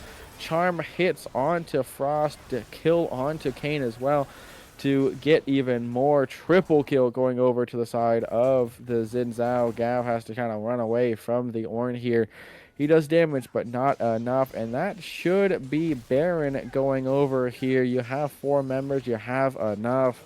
Gav just has to stop and stall Slop to make sure he doesn't get in. But the thing is, your Baron damage isn't that high when you have only a single AD champion here, and you have 2 kind of mages. And just because Gav has to try to keep them out of this pit. And Dibsy coming up in 6 seconds. Kawhi in 2. At least there's no Hex Gates to get in too quickly. But again, they have to take this really fast. Wall Street has to be very careful here. Call of Forge God comes down. Only hits on the 1. Only hits on the Gav. Here comes the Haymaker. Does a little bit. Here comes the knockup as well. But Baron up to 3K. 2K now. 1K. Who is going to get it here? And it gets stolen. There's no smite. Wall Street is just completely out of it. Doesn't actually see the Baron go down. Dibsy says, okay, thank you for giving me a free Baron here. Look at the healing that comes in from the ultimate as well. Gets a kill onto Funny Man. There's another kill going down as well. Triple kill on the side. There's 4 kills now going over to GCCe, and now they can now turn their eyes to the Otacon, put someone mid lane, get that wave, get pushed in. I'm surprised, at least would have expected one of them to start at least pushing that mid wave, and that's the comeback the GCCe actually needed.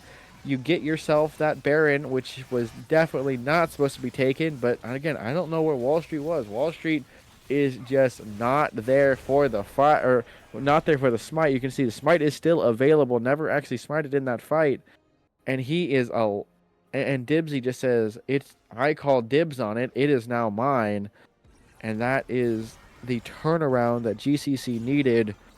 They can now start getting these plates, start getting these not plates, but turrets here. Because again, they don't have a single turret to their name. That's what they really need to be looking for. And again, they have to start grouping 1-3-1. Dragon up is in a single minute. I'm not sure what Swain's doing. You need to start pushing that into your wave here. I know Dragon's here. Dragon is soon, but I don't think you have to be turning for it too quickly. And to be honest, it's actually looking pretty good for TPOK, because yeah, you got the Baron stolen. They're not pressuring it. They're not pressuring you with that Baron here. They're just pushing waves and walking away, which is very good for you, because that just means that the Baron is not being beneficial, not being used very well, and a Fnatic Deathbrush is available here. The 4v4. It is now a 5v5. Have to be careful of Nightmare in the background. Knockup comes in. Ultimate actually misses. The Charm comes in. Harm only hits on the 1 here. Ultimate from Nami does quite a bit, but is it going to be enough? Kane gets the kill onto Nightmare in the background. Look at Kawhi doing so much. Look at the gliding there. Gets enough. There goes Dragon. Baron is still up for a little bit, so they will get just a little bit in that mid lane. Should be. They get themselves soul point now. And again, I hope they start actually pushing waves, because hey, you guys know that you have Baron. Whoa, somehow you guys can't. But I mean, look at that. It's 600 stacks right there of Heart Steel over to the side, over to that Ornn here. Very strong indeed. 3 items. A 3-item Ornn. Ornn will is of course level 16, so he's going to start having those Ornn upgraded items here on everyone except for the support. Just yet, give it in a single level, and he will also have a support item to his name. They're going to get 3 turrets out from this, 4 turrets actually, because they do get that top turret as well with this Baron buff. Baron buff now is lost, so Baron will be up in the next 3 minutes here. But I am also surprised, though, that for some reason Asol does not have the most CS when he is literally a CS machine. That is very interesting to see, but hey, that is really good for GCCe just because you don't have to you don't have to deal with a very, very fed Asol. You just have to deal with a fed Asol. He goes 9 kills. It was a little scary. But hey, you got Dibsy. He'll steal anything you want anyways. So I think if you are Wall Street, I think it's time to go hit practice tool and start doing some Baron steals because that is some smite training because that is not something you want to be seeing here at Wall Street. I'm not sure what are you doing here. You're walking into something you really should not be. Here comes the knockup as well. The charm comes in, hits quite a bit. Kawhi should go down here. Here comes the ultimate from Set trying to do anything. Set Haymaker isn't going to really do enough just yet. Nightmare is up. A flash in as well, trying to get into there. Frost is here as well. Isn't going to be enough for Gav. Gav will most likely go down. All right. Dibsy is just here in the background trying to kill 2. Is going to get 1. Not think it's going to get Funny Man, though. But it's a 2-for-1 trade right now. Gav is low. Got to start focusing him. Nightmare is low as well. Avocado should be able to just get a really good Q here. Doesn't actually hit it, though. Does go down. Yes, goes down in the end here. Funny Man goes down as well. Gav is still alive miraculously. The thing is, there's no objectives on the map just yet. But should just be a clear out the waves and then start pushing in. But now that is a 4K gold, almost a 4K gold lead to the side of GCCe right here. Turret goes down pretty quickly with that demolish, of course. And of course, another hardsteel stack at 729 right now. Slop's doing pretty good here. I think he's going to be happy with his 7K health right there.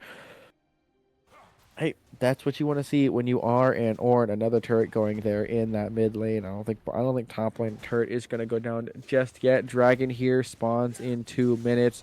Baron spawns in 43 seconds. So there should be another fight here. Wall Street's got to hope and pray that he actually can hit this smite steal, and that assumes he actually can get in this fight, right? We've already seen his positioning has been subpar. That blast going over the wall is not something you really want to be seeing in this fight. And the thing is, Gav is going to say, you know what, time to walk away. Dibsy is wanting to get this kill very quickly, though. Ultimate is used. Ultimate comes down from Ash to guarantee the kill here. Call of the Forge God to try to slow down. Doesn't actually hit anyone. But look at that 4-man knockup right there from the Asol. Does quite a bit, but is it going to be enough here? That was a really weird looking there from Orion. I think that was like a double knockup, which pushed him down even quicker. I'm not too sure here, but Orion's low. Slop is just here trying to slow him down, and does get the kill actually with the E or the W from Swain onto Orion. So that is a 3-for-0, and that should be Baron going over to the side of, unless Nightmare has anything to say about it. I don't think he will. So that is Baron going over the second Baron to GCCe, and now all they have to do is start running it down mid lane.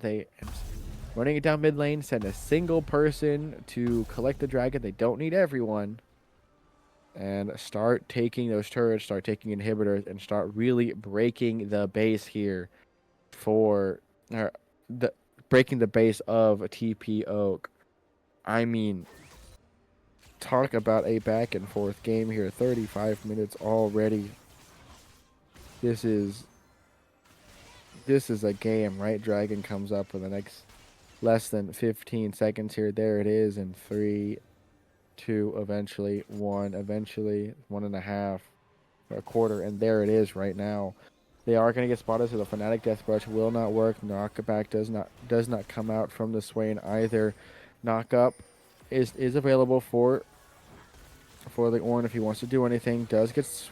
Wall Street does get spotted on the side here, but there just goes down the dragon here. Red team does claim it, of course. GCCe gets it for themselves. Call of the Forge God comes in. Isn't going to get a knockup, though.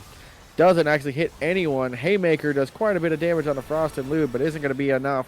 Charm only hits Avocado. It's not going to be too crazy here. Nightmare's getting slowed quite a bit here because of Kawhi and his passive with the slow. Here it is, a double kill for himself. Wall Street's just stuck in this backline. Frost pops that ultimate to get any extra damage he can onto Wall Street to maybe even guarantee himself the kill. But no, Avocado says, you know what, I'm a support. I want something for my troubles. Gets himself the kill. Orion tries to get anything he can.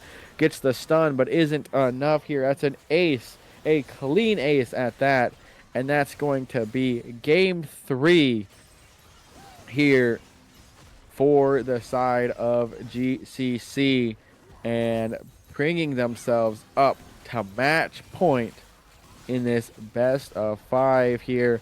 All they have is just one Nexus turret in their way, and they take it very, not one-sidedly, of course, because that early game was not good, but that Baron steal from Dibsy turning around that game, and eventually, again, had a very rough early game.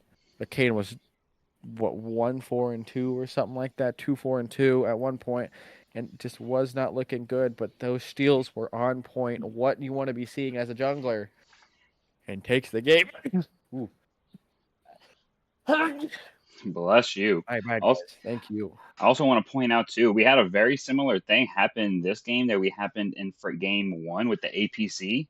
Strong early game, but when it came down to the fights when it mattered, just not that consistent DPS that you kind of most of the time need. Yep, because APCs are horrible, and guys, you shouldn't play it in your solo queue games or at all, because bot lane is the only place that Riot ever allows marksmen, and marksmen are not allowed literally anywhere else. And no, I'm not going to say, oh, but Vayne top lane. Yes, Vayne. I'm talking about marksman. Vayne's more of an assassin, let's be honest. But yeah.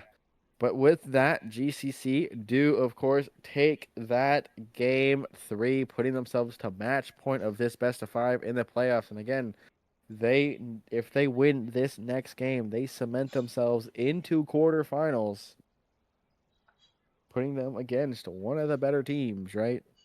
You want to be there. And, well, let's hope they can bring it home, or will TPOK take this next game 4, and bring us to Silver Scrapes. We'll just have to see. But before then, go get some water, go get some snacks, get comfortable, and we'll be back for game 4 draft. See y'all then. All right, and again, as tradition, we will be playing some jam. I posted a little bit on the Book of Faces to kind of get an idea of some local bands that just was escaping me.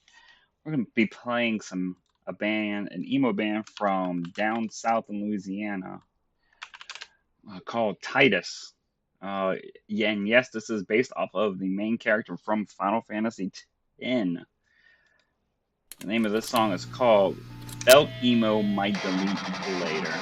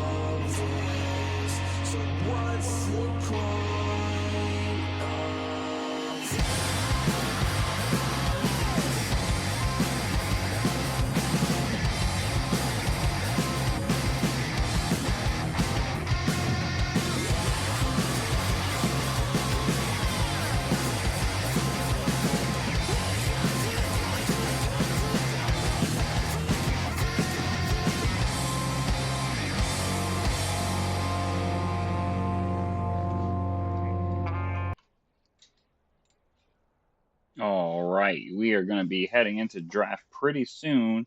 We got TPO already ready for the draft. Let's go to the lobby. Very surprised. Most teams usually take like 5 minutes, and these teams like, no, I want to be done already here. They trying to go to bed. I don't blame them.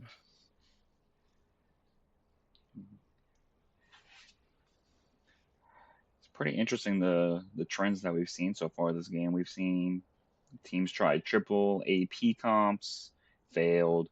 We've tried APCs in the bot lane, failed.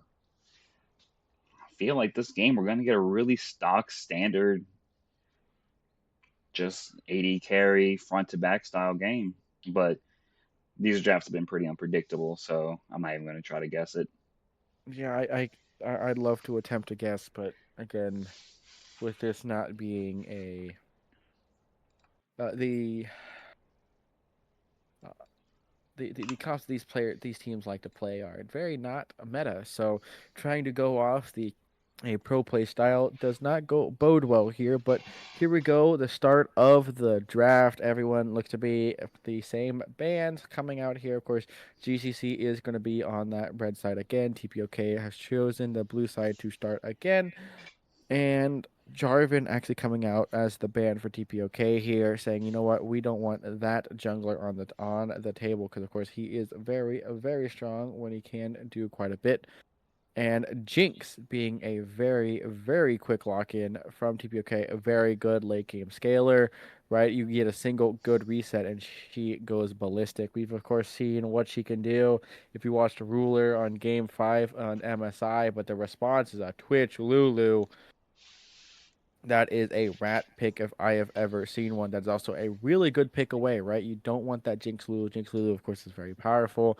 So when Lulu gets excited, Lulu poly or a Lulu polymorph on top plus the ultimate.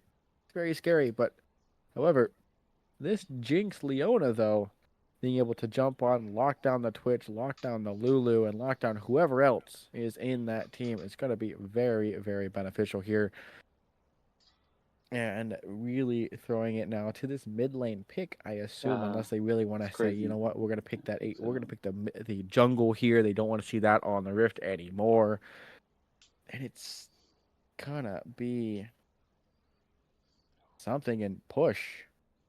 Push is the answer. Is push. Mundo goes where he pleases. Push. It is push, and an Udyr slam down as the response. Not even a thought in his mind.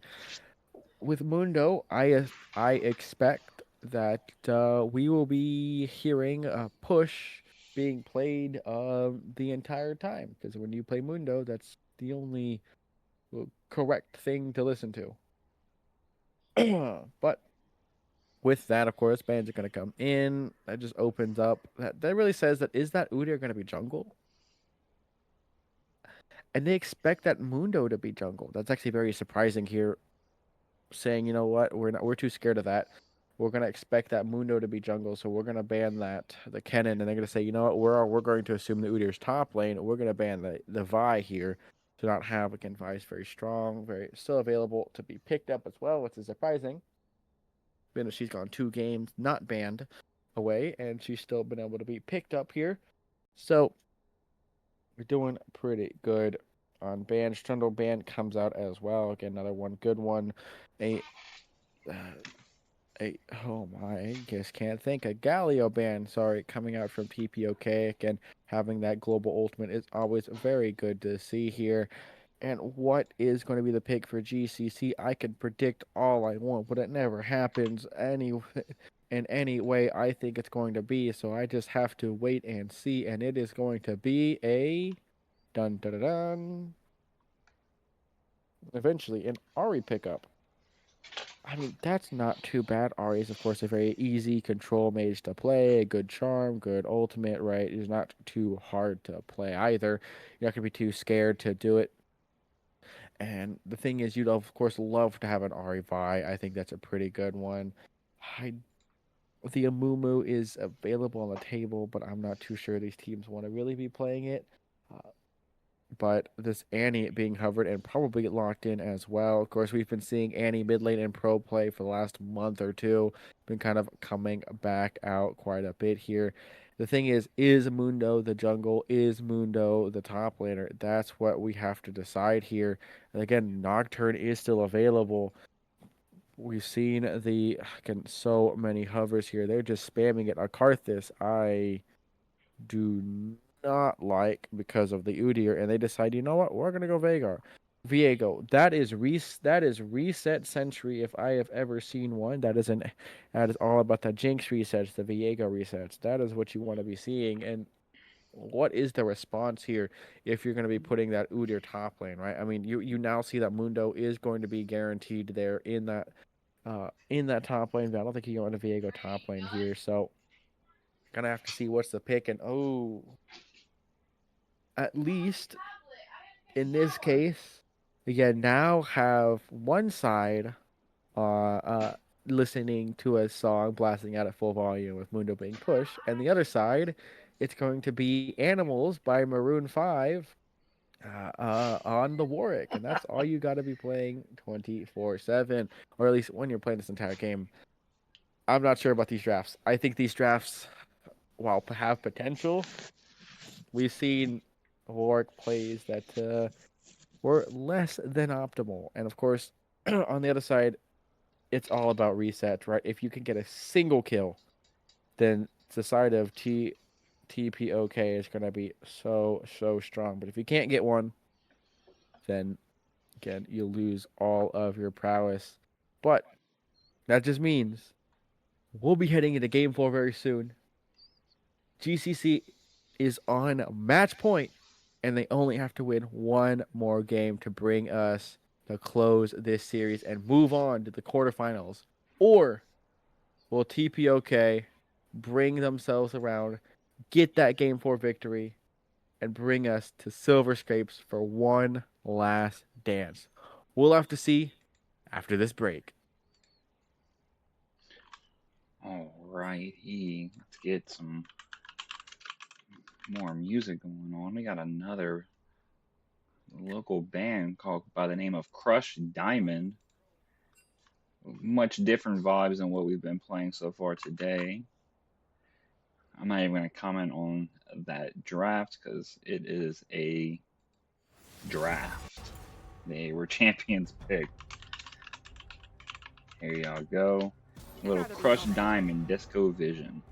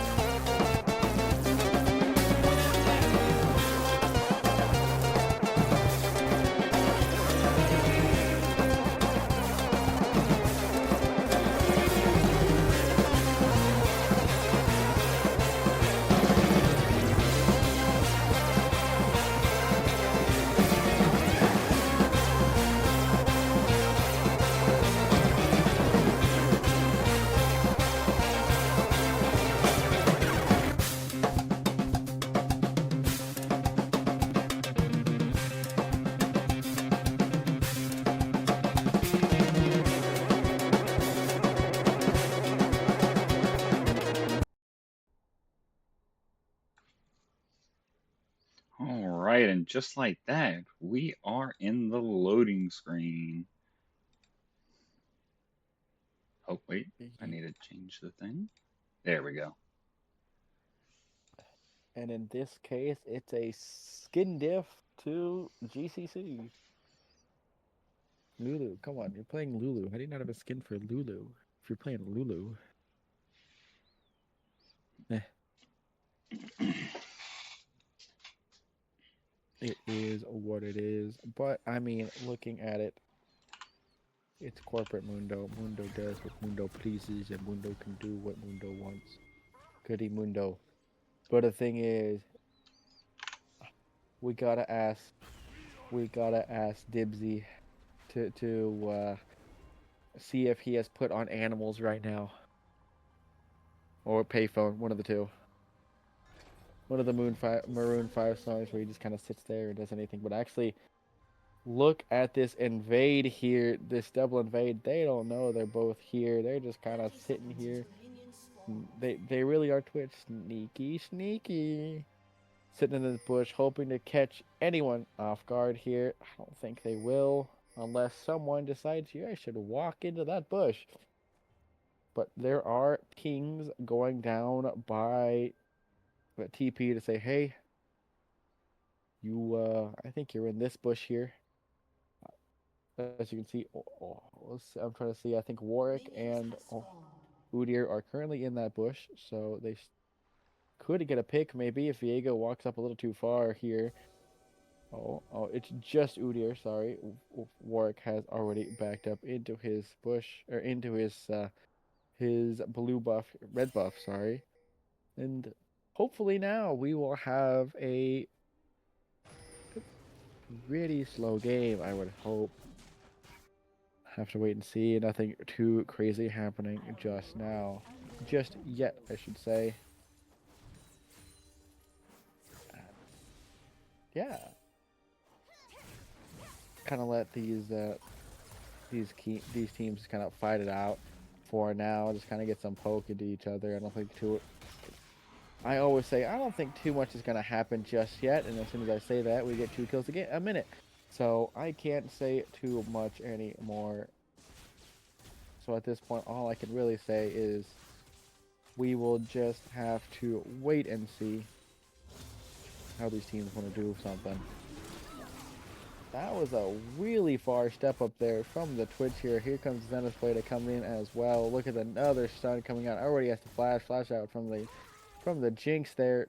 You know what? Doesn't feel too bad. You get 2 sums out. You got all sums. Never mind. You got 3 sums on the side. So you're actually going to benefit if you are TP, and getting Jinx ahead early is what you want to see, especially in any of these matches, just because a fed Twitch or a fed Jinx is very, very scary. Yes, Twitch can come out of nowhere, but it's still something you always have to keep your eye on here. And eventually, he gets his health back though. You got the Lulu shield plus the pots and everything, so you're not too scared. Of course, with the 3 life steal that you get from Twitch or from the Doran's blade, not gonna feel too bad. At this point, the game's kind of equalized. There we go.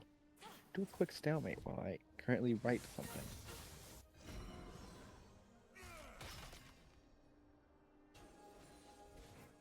Not expecting too much for now, but Roma, what do you think of this game for right now?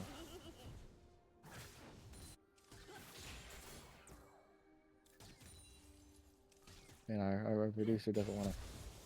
Oh, actually, here comes a flash in already here. Actually gets the stun onto the Twitch. Twitch tries to run away, but not enough. First blood already being gotten here. Warwick's here, but I don't think you're going to be able to do too much. Flash in, actually, to guarantee the fear, but I don't think it's really worth it. Zenith Blade walks in pretty far. You're actually going to get the kill, though, anyways. That's just completely fine. And another reset for Jinx, and just walks away. That's 2 kills already going over. And that's the swing you need right now, especially when you give them to at least one of them to Jinx. And that's not feeling good if you're Twitch. And that flash from Warwick really was listening to payphone. Ooh.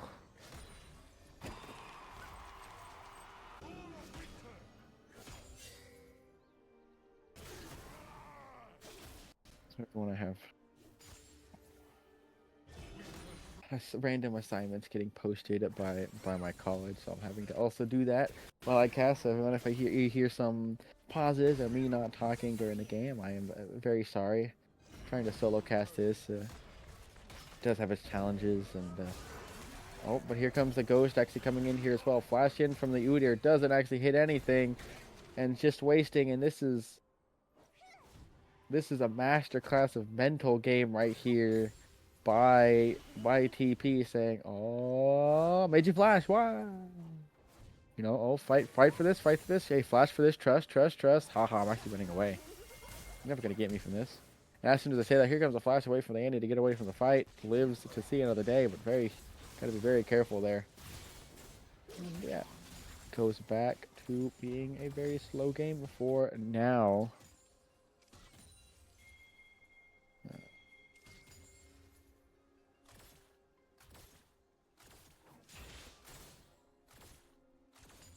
Nothing too crazy just yet, except for those two fights in the beginning. A little bit of gold lead, but again, nothing too crazy just yet. Berserker Keeps, though, being built for the Jinx does hurt a little bit. I'm assuming it's, of course, going to be that Bork TF, because if you're not building Bork on TF, or on Twitch, you're not building him right. Which is always funny, but it's like, yeah, you have a Viego in the game? No, really, Bork is Twitch's item.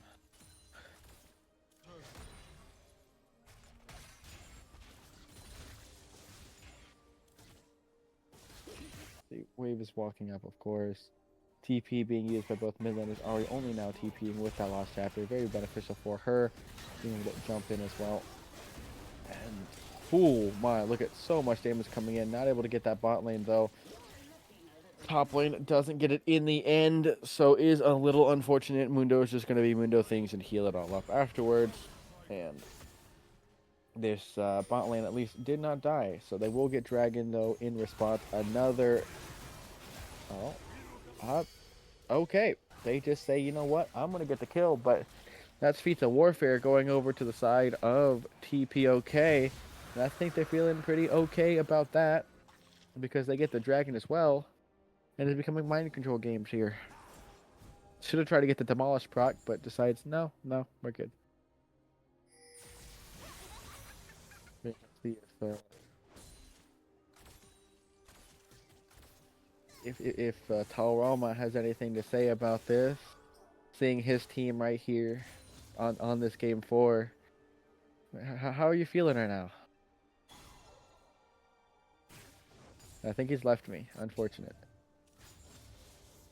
My producer has left me, guys. Oh no. But unless he's just muted and he didn't know, one of the two.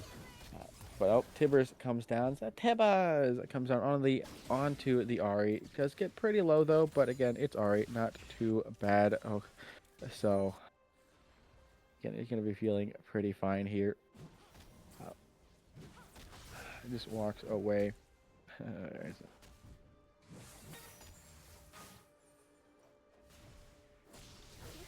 Again, it's fine for. The team's not going to be doing too crazy, right? Again, oh, actually, here comes a fight, though, in this mid lane, and it's just going to guarantee. And I just thought I saw a flash somewhere. Who flashed? Whoa. No one flashed. That was weird. I thought I saw a flash. Maybe it was that the stream went to 120p really quickly. Anyways, here's another top lane here. Mundo is able to just walk out completely unscathed because, of course, there's Mundo. It's like, oh, he's low now. Anyways, Zenith Blade comes in. Here comes the stun as well, including the exhaust to try to get onto him. Doesn't do too much here. Lulu tries to do some stuff. Tries to have the Pixie on the Twitch to really do damage. But again, all you're hitting is the funny man. He's a Leona. He's pretty tanky right now. He doesn't care. He has a shield, and he lives to see another day. And of course, Twitch is already low here. Has to be careful. That is going to be Grubs, though, going over to the side of GCCe, so at least they get an adjective to their name here. Going to feel like a little bit better. CS is still pretty even on both sides here. Mid lane's got a little bit of a lead, top lane as well. But here comes the flash in here. Ultimate used onto the Twitch here. Has to be careful. Stun comes in as well. It actually blocks the little laser beam right there. Oh, stun comes in as well. If Xenoblade comes in, I don't think you really want to do that. Lethal Temple is proc, but it's not enough. and they're able to walk away with only heal and flash to use for both Sons and Leona. And it's not too bad. Of course, we did see the Lulu did have to ult here, and I just see I really am on my screen seeing an Udyr proxy of Mundo. Okay, I am very confused sometimes, but you know, if they think it's the best thing to do, it is the best thing to do in their eyes. Anyways, top lane was a potential tower dive, but it was not enough. They are able to back here just in time. Like you really want to fight this, guys, but you know, oh, some more fighting, maybe some more fighting, some more damage. Oh, flash in from Ari, forces the flash out of Viego with that charm here. Leona looks to be going down with that ultimate from the Warwick here, but Twitch gets the kill. That's who you need it to be on here. You get even more gold to his name. You get that board being built already, very beneficial. Anyways, Udyr and the top lane just says, you know what, I'm going to fight even more. Healing comes out, flashes in as well, trying to get even more. Isn't going to be enough just yet. Ultimate was popped by the Udyr. Isn't fast enough. Udyr's running away very quickly, but isn't going to be enough. It is not. Does it the kill. Ari has to be very careful. Annie has to be very careful. Viego is here to try to do some stuff. Ari probably wants to run this way. Ultimate comes in from the Viego. Should be able to get the kill onto the Udyr. Does get it. Does get the reset. Is able to then walk away. And feels pretty good and gets himself the Scuttle Crab. Gonna talk about a back and forth game here. Now GCCe now has the gold advantage by about 5k gold. Nothing too crazy. It's never going to be too crazy at this point. But I mean, a couple CS in the mid lane, a couple CS in the top lane, about 18, 19 CS. But the jungle also filling that 16 CS lead for the Viego. So all gold pretty much balancing out. But again, you got the kills where you want it. You got the kill on the Jinx. You got the kill on the Twitch. I mean, you got 2 kills on Udyr. And it's feeling pretty good here. Being able to kind of keep this Mundo behind. I mean, Bork's going to be feeling pretty good against him as well, but again, make sure that he can't heal his entire health bar, and hopefully decides, you know, yeah, just get the turret right there like that, get the demolish proc, walk away, and you're going to be feeling pretty good here. Willingdon's already built by both those mid laners there to get, you know, a little bit extra damage. Get more damage on the Tailors, get the more damage on the Spirit Rush. All of them feeling pretty good here. But as you can see, there is a Warwick posturing here just in case. Maybe get a good ultimate, has it available. Just starts yelling, "Ooh," while running towards the Annie. I know it's a Jax thing to do, but still, actually, a little bit damage onto Orion here. Not enough, just walks away here. Oh, flash over though. Misses the ult, misses the charm, gets CC'd. Here it is though. Is enough. Tibbas does not do enough, but look at Loot Avocado in a place he should not be. Almost goes down, does eventually go down to the ultimate here. Flash used to get away, but again, it's not enough in the end. But hey, it's a 1-for-1 trade. It's a mid laner for a support. I think you always take the trade. Here comes Udyr taking another demolish proc, taking another plate to his name, and now he just walks away. Not too bad, but the thing is, that's Dragon number 2 going over to the side to TP. They're going to feel pretty good on that. Start that Dragon stacking, very important Dragon stacking that you really want for that fight, and then say, you know what? We're just going to start proxying. We're going to start prioritizing this Rift Herald that's going to come up. Make sure it doesn't get stolen away by Dibsy like it did last time. Doesn't have the ultimate available, so isn't able to max. Let's get over the wall. But here comes it again. Here comes the shield. Isn't enough. Exhaust comes out as well. But this should be the kill onto Twitch. I don't think it's going to be able to get it in the end. Actually, oh my god, taking so much damage from the turret. I don't think they knew the turret actually does damage, you guys. And I think Loot Avocado, oh my, but that is perfect. Ultimate is used. I don't think it's going to be enough here.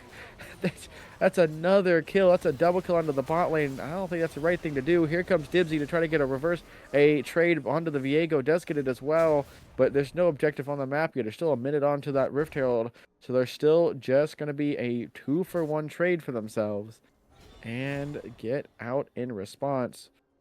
Again, they have to be careful here if they want to try to take this game, not go to that game 5, because everything on the line, that adds the pressure.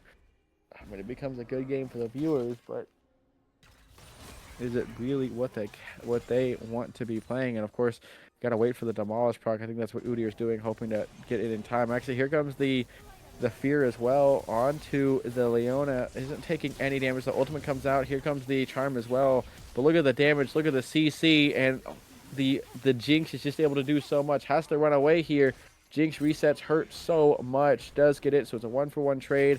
It is a support for a jungler, so it's more beneficial to TPOK. But look at the damage coming out from the Udyr that has so much, right? Ultimate has to come out from the Mundo to get away. Does not actually get stunned by the Q here. Avocado, got to be careful. Here comes the ultimate. Here comes the traps, and it's just not enough. Avocado walks up a little too far. Lulu says, I want to walk this way, and Annie just says no. And is able to then get the kill. They get themselves the Rift Herald, and this is not looking good for Dibsy at all. Here comes Tim. Here comes the Jinx, the Twitch though, and there goes the Warwick.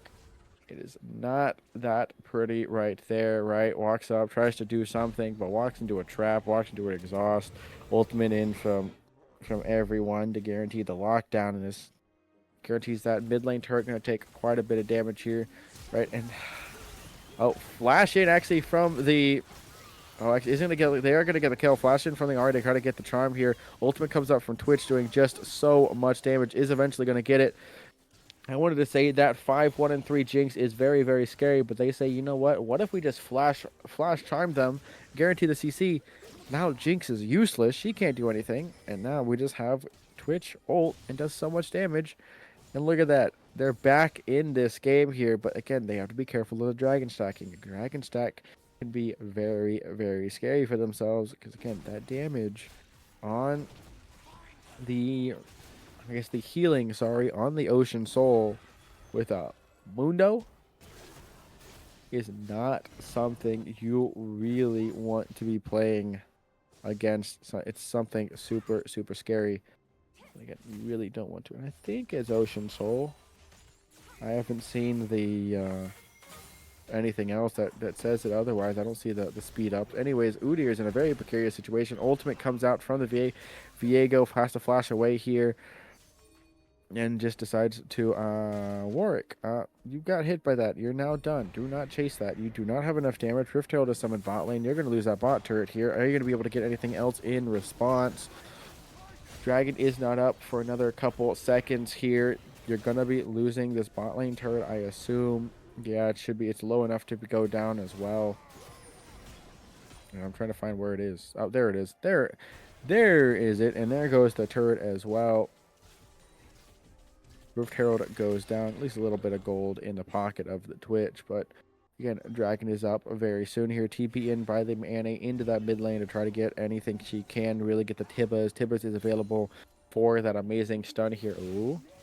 Try to not get caught here. And actually, it looks like it's actually just going to be caught. The Udyr on the side isn't going down to half health, though, so he is still alive for now. Already trying to walk into this bush. Very scary. Charm does miss. Ultimate miss by Leona. The Annie has to flash out to keep her alive.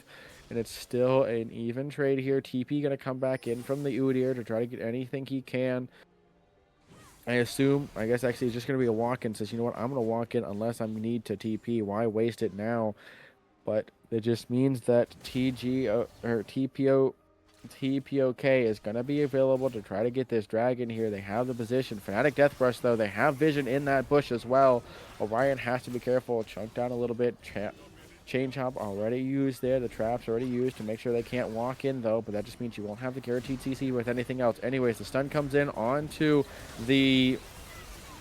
Slop here. Quite a little damage here. Who got the ultimate? It looks like it's Ornn, but he goes down in the end. Wall Street's going to start getting his resets here. Is it going to be enough? Here comes Dibsy. Triple man fear, but I'm just seeing this Twitch walk around. I'm not sure what this Twitch did. He literally walked in a circle. That Zenith Blade should also not have hit. But anyways, that is a almost dead Twitch if he tries to jump in. Traps does actually get it in the end. Isn't going to be enough. Is not going to be enough. Here comes the ultimate. Maybe the Jinx ult can do anything, but it's actually on cooldown here. And that's just going to be a 4-0 for 2. Get 2 kills on the side. Get the dragon for themselves. Get this mid lane turret as well. And this game's not looking good. But hey, we've seen the turnarounds. We've seen the losses. You never know what it can be. But again, with a very fed Jinx, it's a very fed Jinx and a push Mundo. gonna be very, very scary. But now, hopefully, slows down a bit. And of course, over a kill a minute still, but hopefully it slows down just a little bit. We'll see.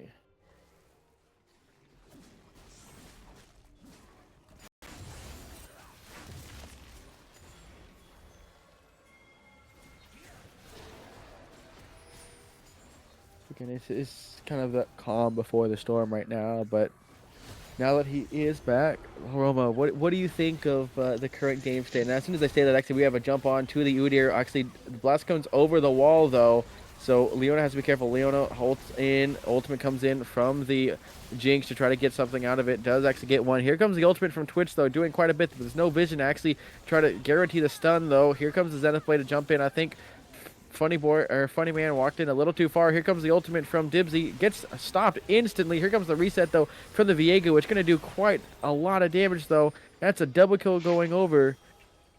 And that is a 3-for-1. And I don't... Ari, what? You're going to get caught? You're going to get caught? Not sure what you're doing. You're going to jump in, but it's not going to be enough. Here comes the Orion doing quite a bit here, 6-1 and 6, and as soon as you come back, I think that it's a little scary. What do you think of the current state of the game right now? I think I'm gonna leave because as soon as I came back, we just took a pretty poor team fight and kind of overstayed. And Warwick just kind of ran in there. Ari went for the hero flash to not get anything.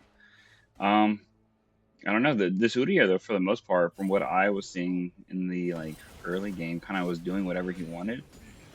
And I am curious if, in the later parts of the game, if Jinx is going to be able to stave off this Udyr and Warwick. Again, like a 6-1 and 6. Jinx is super scary. This Twitch is going to try his best, right? And the Udyr is going to try his best. I mean, hey, this is the same... Oh, God damn it, not again. This has happened like 3 times so far this game where Lou just walks into a place where they shouldn't be at and Yes. just gets popped. That's why you need wards, you need vision, and that's not what you want to be doing. Lulu has got to stop walking into bushes like that. But unfortunately, Lulu likes walking into bushes. And I think Udyr, you had the advantage beforehand, but now you have a very, very strong tank. Looks like the ultimate just kind of goes very far away. That's a missed charm right there. Okay, they at least hit the Ari. They hit the Ari, the Annie. Sorry, with the ultimate. Here comes the TP in though. Charm should be available. We'll actually get this stun onto the Mundo. It does get the charm as well, but are they gonna have enough damage here? They don't have heart. He doesn't have heart still just yet. Here comes the Twitch ultimate to try to do a lot, but with that ultimate coming in from Mundo, you just do no damage. TP in from the Udyr. I guess trying to get this Otacon right now. Get anything they can. Right, buff up their 3 grubs if that's the only objective they actually have to their name, and hope that they can do something. But again, right now it's not looking too pretty here. Hoping that they don't, they're hoping that they don't get it stolen right away from them. Does get it in the end. Dibsy doesn't get it stolen like he's been doing last game. Exhaust comes out onto the Warwick. Not sure you really needed it there. Charm comes in, actually hits onto Leona. Q as well. Traps are there to try to stop. TP comes in from the Annie to see if they can really turn around this fight, but I think very smart by GCCe to say, you know what, we're just going to back up. And actually, as soon as I say that, Wall Street's really far back. Might be able to get something in return, but does not. Ultimate comes in onto Dibsy, but still goes down here, even with the Annie ultimate on top. Has to be really careful. Kawaii is really, really low. A single... there it is. A single zap, a single... Mundo Q could spell the death of him, and it does. Double kill over to the Jinx. Jinx is now 8-1 and 7. It's very, very scary, and what looked to be a very, very good fight, and looked to be an easy getaway. Udyr. I'm not even sure I can comment on that. That was... They were recalling in your face, and you walked up to them.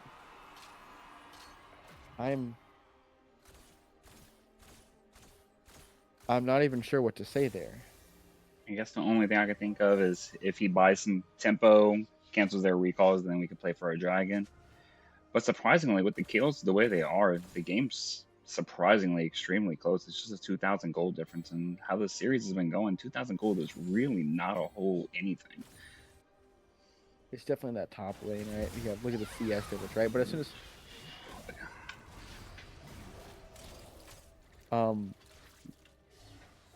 so I Yeah. think there's going to be a very obvious lesson that Lude Avocado has yet to learn here, and that I think the coach will be very adamant to add into it. But anyways, that's going to be Soul already at 24 minutes, right? That's a very, very quick Soul already being picked up here.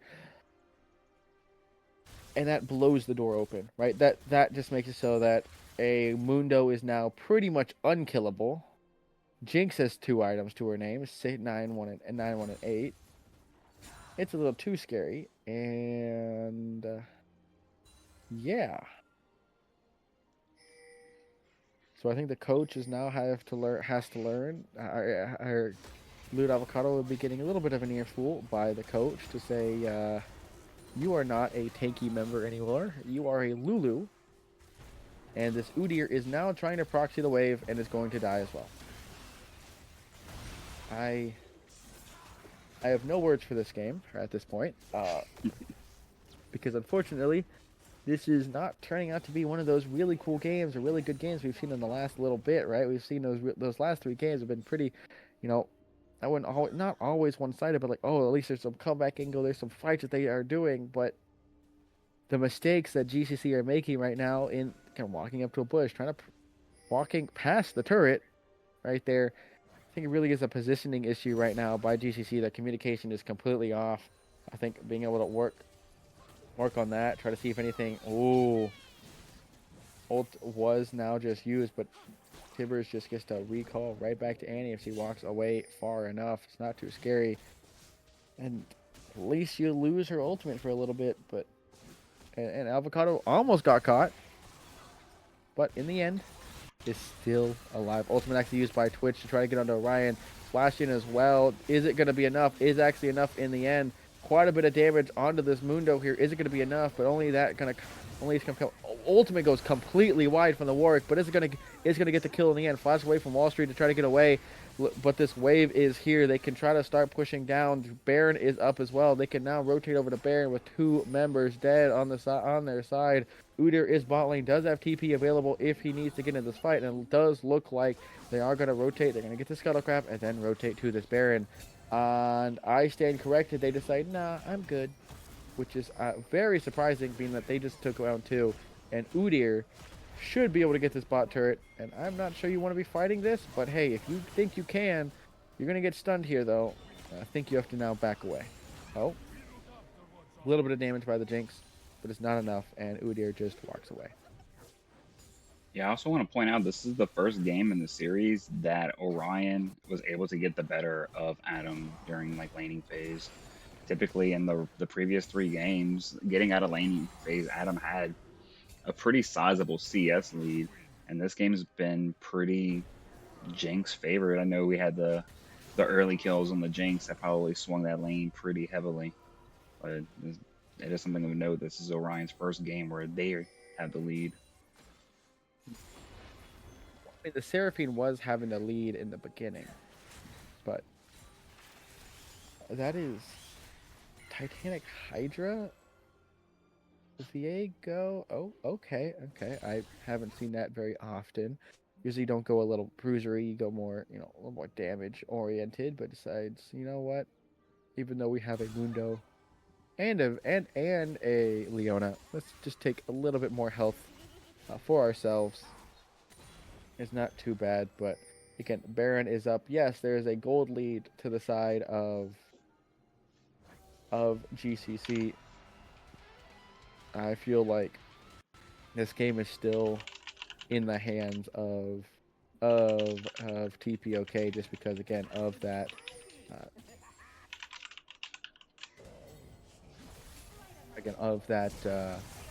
oh, actually, now as soon as they had a flash over the wall right there, guarantee the CC on a Nightmare. Nightmare just goes down, and that's just going to be a kill going over to the side of GCC here. And it's that again, that's what you really want to be seeing here. I don't know why she's gonna. Oh, let's go. There we go. And of course, Udyr saying, you know what, I want to go bot lane again. Why not indeed here? But as soon as they say that Wall Street's actually here, so they're going to lose the Baron, but they're going to try to get this kill onto Udyr. Udyr has to flash away, so I think it's going to be worth it in the end.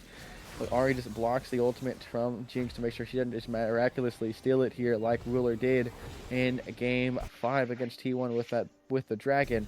So decides, you know, they get Baron. They don't even sacrifice a member bot lane. Only a flash is used there by the by the Udyr to get away. And right now, again, it's looking good for GCC, but again, the soul is over uh, to TPOK. Elder Dragon spawning in less than a minute.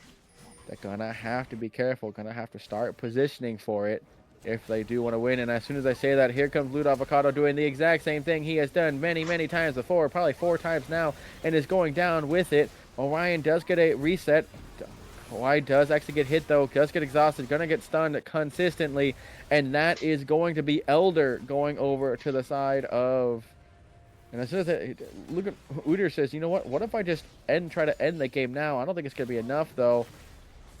Yeah, it's not gonna be enough. Elder Dragon's gonna go over though. They do have to be careful. Mundo did back, so there's only 3 in there. But with Dibsy dead, or Dibsy is just not in the end, is not even near it at all. Hey, but you could see the miraculous deal maybe come out. TP in from the Mundo here. Dibsy steal, we've seen it before. I don't think we'll see it again after dying so quickly. Ult's there to try to live any longer, but the reset's coming in from the attempt for it. Does not get it in the end. Does go down as well. Has to Zanya's. Not sure he really wanted to use it just now, but I guess it's a Secret Arms Guard. You're not too afraid. Just going to hope to build it in the end. And that is not a very good look there. Again, flash in. Kind of not beneficial. Wall Street almost dies, but does not in the end. They're able to live, only using his flash.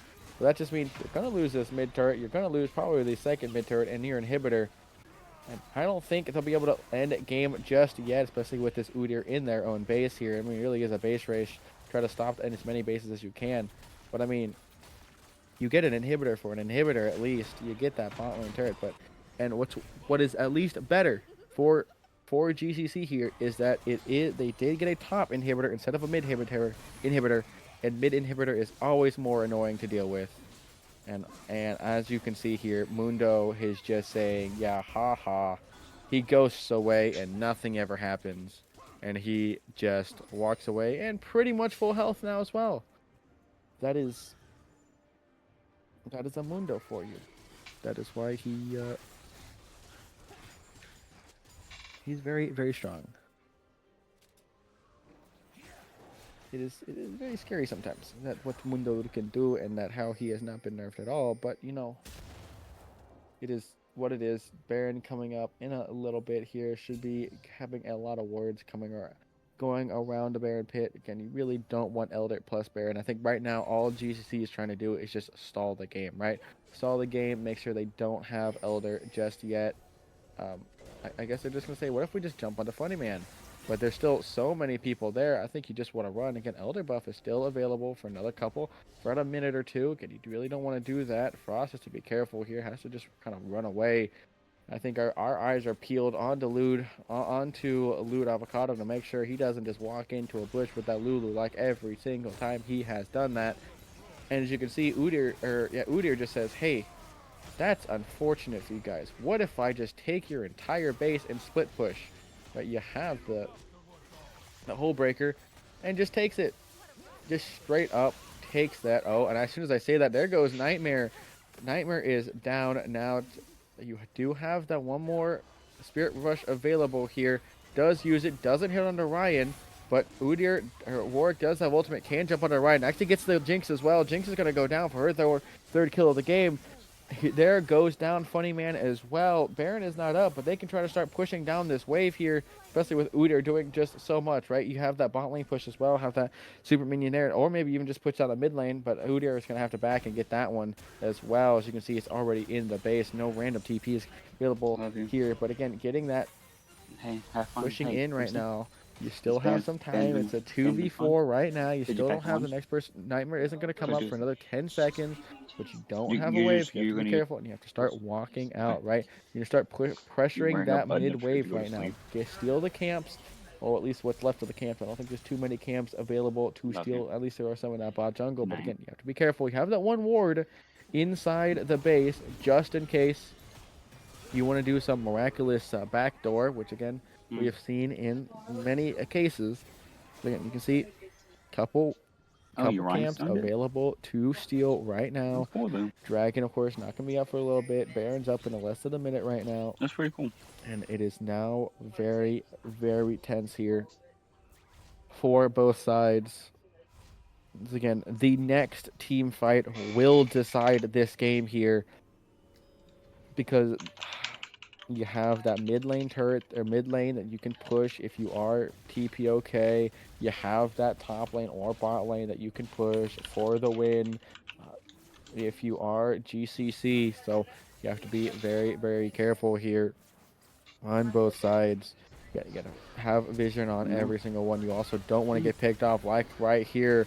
Looks to be a very quick pick off. Flash away though. You flash. That's not too bad because you pulled 4 members down to that ball lane. Only one person is here, and that's Orion. I don't think Orion's gonna be taking it. So that's just gonna be Baron going over to the side of GCC here, unless it's a miraculous steal. TP comes in from the Annie. Annie does come in and try to steal it, but it's not enough. Here comes the Leona doing quite a bit though. Look at the damage. It's quite a bit, but look at the Twitch on the side. Twitch ultimate does so much. Is gonna go down. The Nightmare goes down. Funny Man goes down, and that should just be game there, because yeah, that is a clean ace for GCC there. They get themselves the win on they lost soul instantly, but they clawed their way back here. They fought very well in these team fights, picking off, even though Lude Avocado, again, is going to need some coaching right there to make sure he doesn't walk into any of those bushes again. They still are able to come back in the end and win this series 3-1, moving themselves to quarterfinals. I gotta say, the highlights for this game. One, I'm not gonna call it a highlight, but Lute Avocado definitely. As a Lulu, you can't be warding by yourself. And then just look at this Udi, this top lane CS, Flame Horizon, and then some. It is Just very, Slops very insane. Slops KDA didn't look very nice, but man, was he pushing. And we thought it was Oh, Mundo who pushed. yeah, again, this was really a role reversal here. But again, with that, Ooh. GCC Street Fighters will move themselves to that quarterfinals, top 8, going against who knows which seed is going to be picking them up.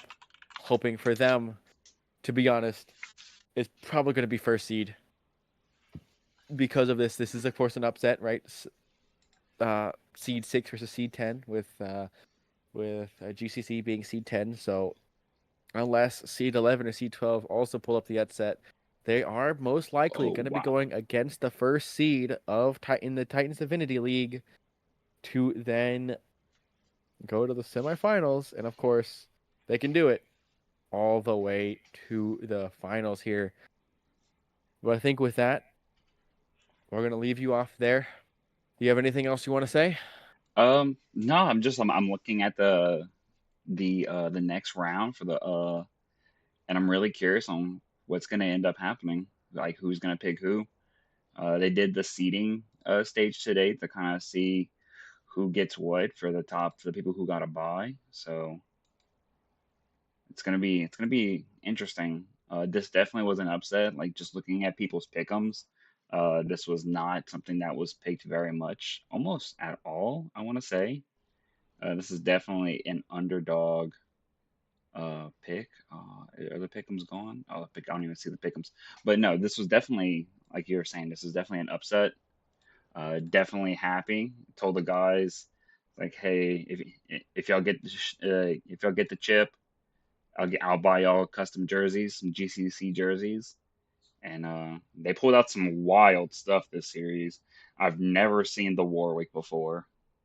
Um, that was the main thing that was pretty wild, to be honest. The work was maybe a pick that you probably don't want to pick out again. Um, Maybe we learned Tough. a lesson there. Yeah, I think the work is a good bench warmer, right? I think keep it on the bench, right? I think get a pick to buy. If you have to pick Keep that. if you would have to pick a MVP for the series, who are you picking? Oof. Well, that's hard. I would have to. Thing is, all of them had their really good moments, and and all of them had their very moments. The oh my god, Flash ult with the Swain with no one around. Kawhi sitting there, looking pretty, not really having it. But I would probably have to go with Dibsy just because of those steals in that game 3 that Yes. really did turn that entire game around. Yeah, I would say it would be either between Dibsy or Slop. Just the amount of pressure he was able to just to draw constantly, doing some unconventional plays sometimes, but I think just solely based off of those steals, we saw the Rift Herald steal and the Baron steal in Game 3 from D1, just super clutch. And Game 3 they were behind, and that Baron steal kind of turned it all around for them. Mm-hmm. Again, with that, everyone, thank you for watching tonight's stream. Again, you will see our boys play next week in that quarterfinals, but catch us tomorrow for the Titans Gladiators League, where the other team, which I forgot the name of, that Telcoma can tell you, is also in playoffs here, Yeah. playing against Jolly Rogers Black Pearl, who is currently the #1 team. So yeah, we gotta do another upset tomorrow. We got the GCC Belmont's playing Jolly Rogers Black Pearl, and then we're also gonna be having the sister team GCC Miami Vice, who's gonna be playing. They'll be playing over on Moby White's stream. I'll link both of those whenever we will be making the announcements tomorrow. But I want to thank everybody for coming out to the stream tonight. Um, gr- great viewer numbers, great chatting, great games, and we will see y'all tomorrow.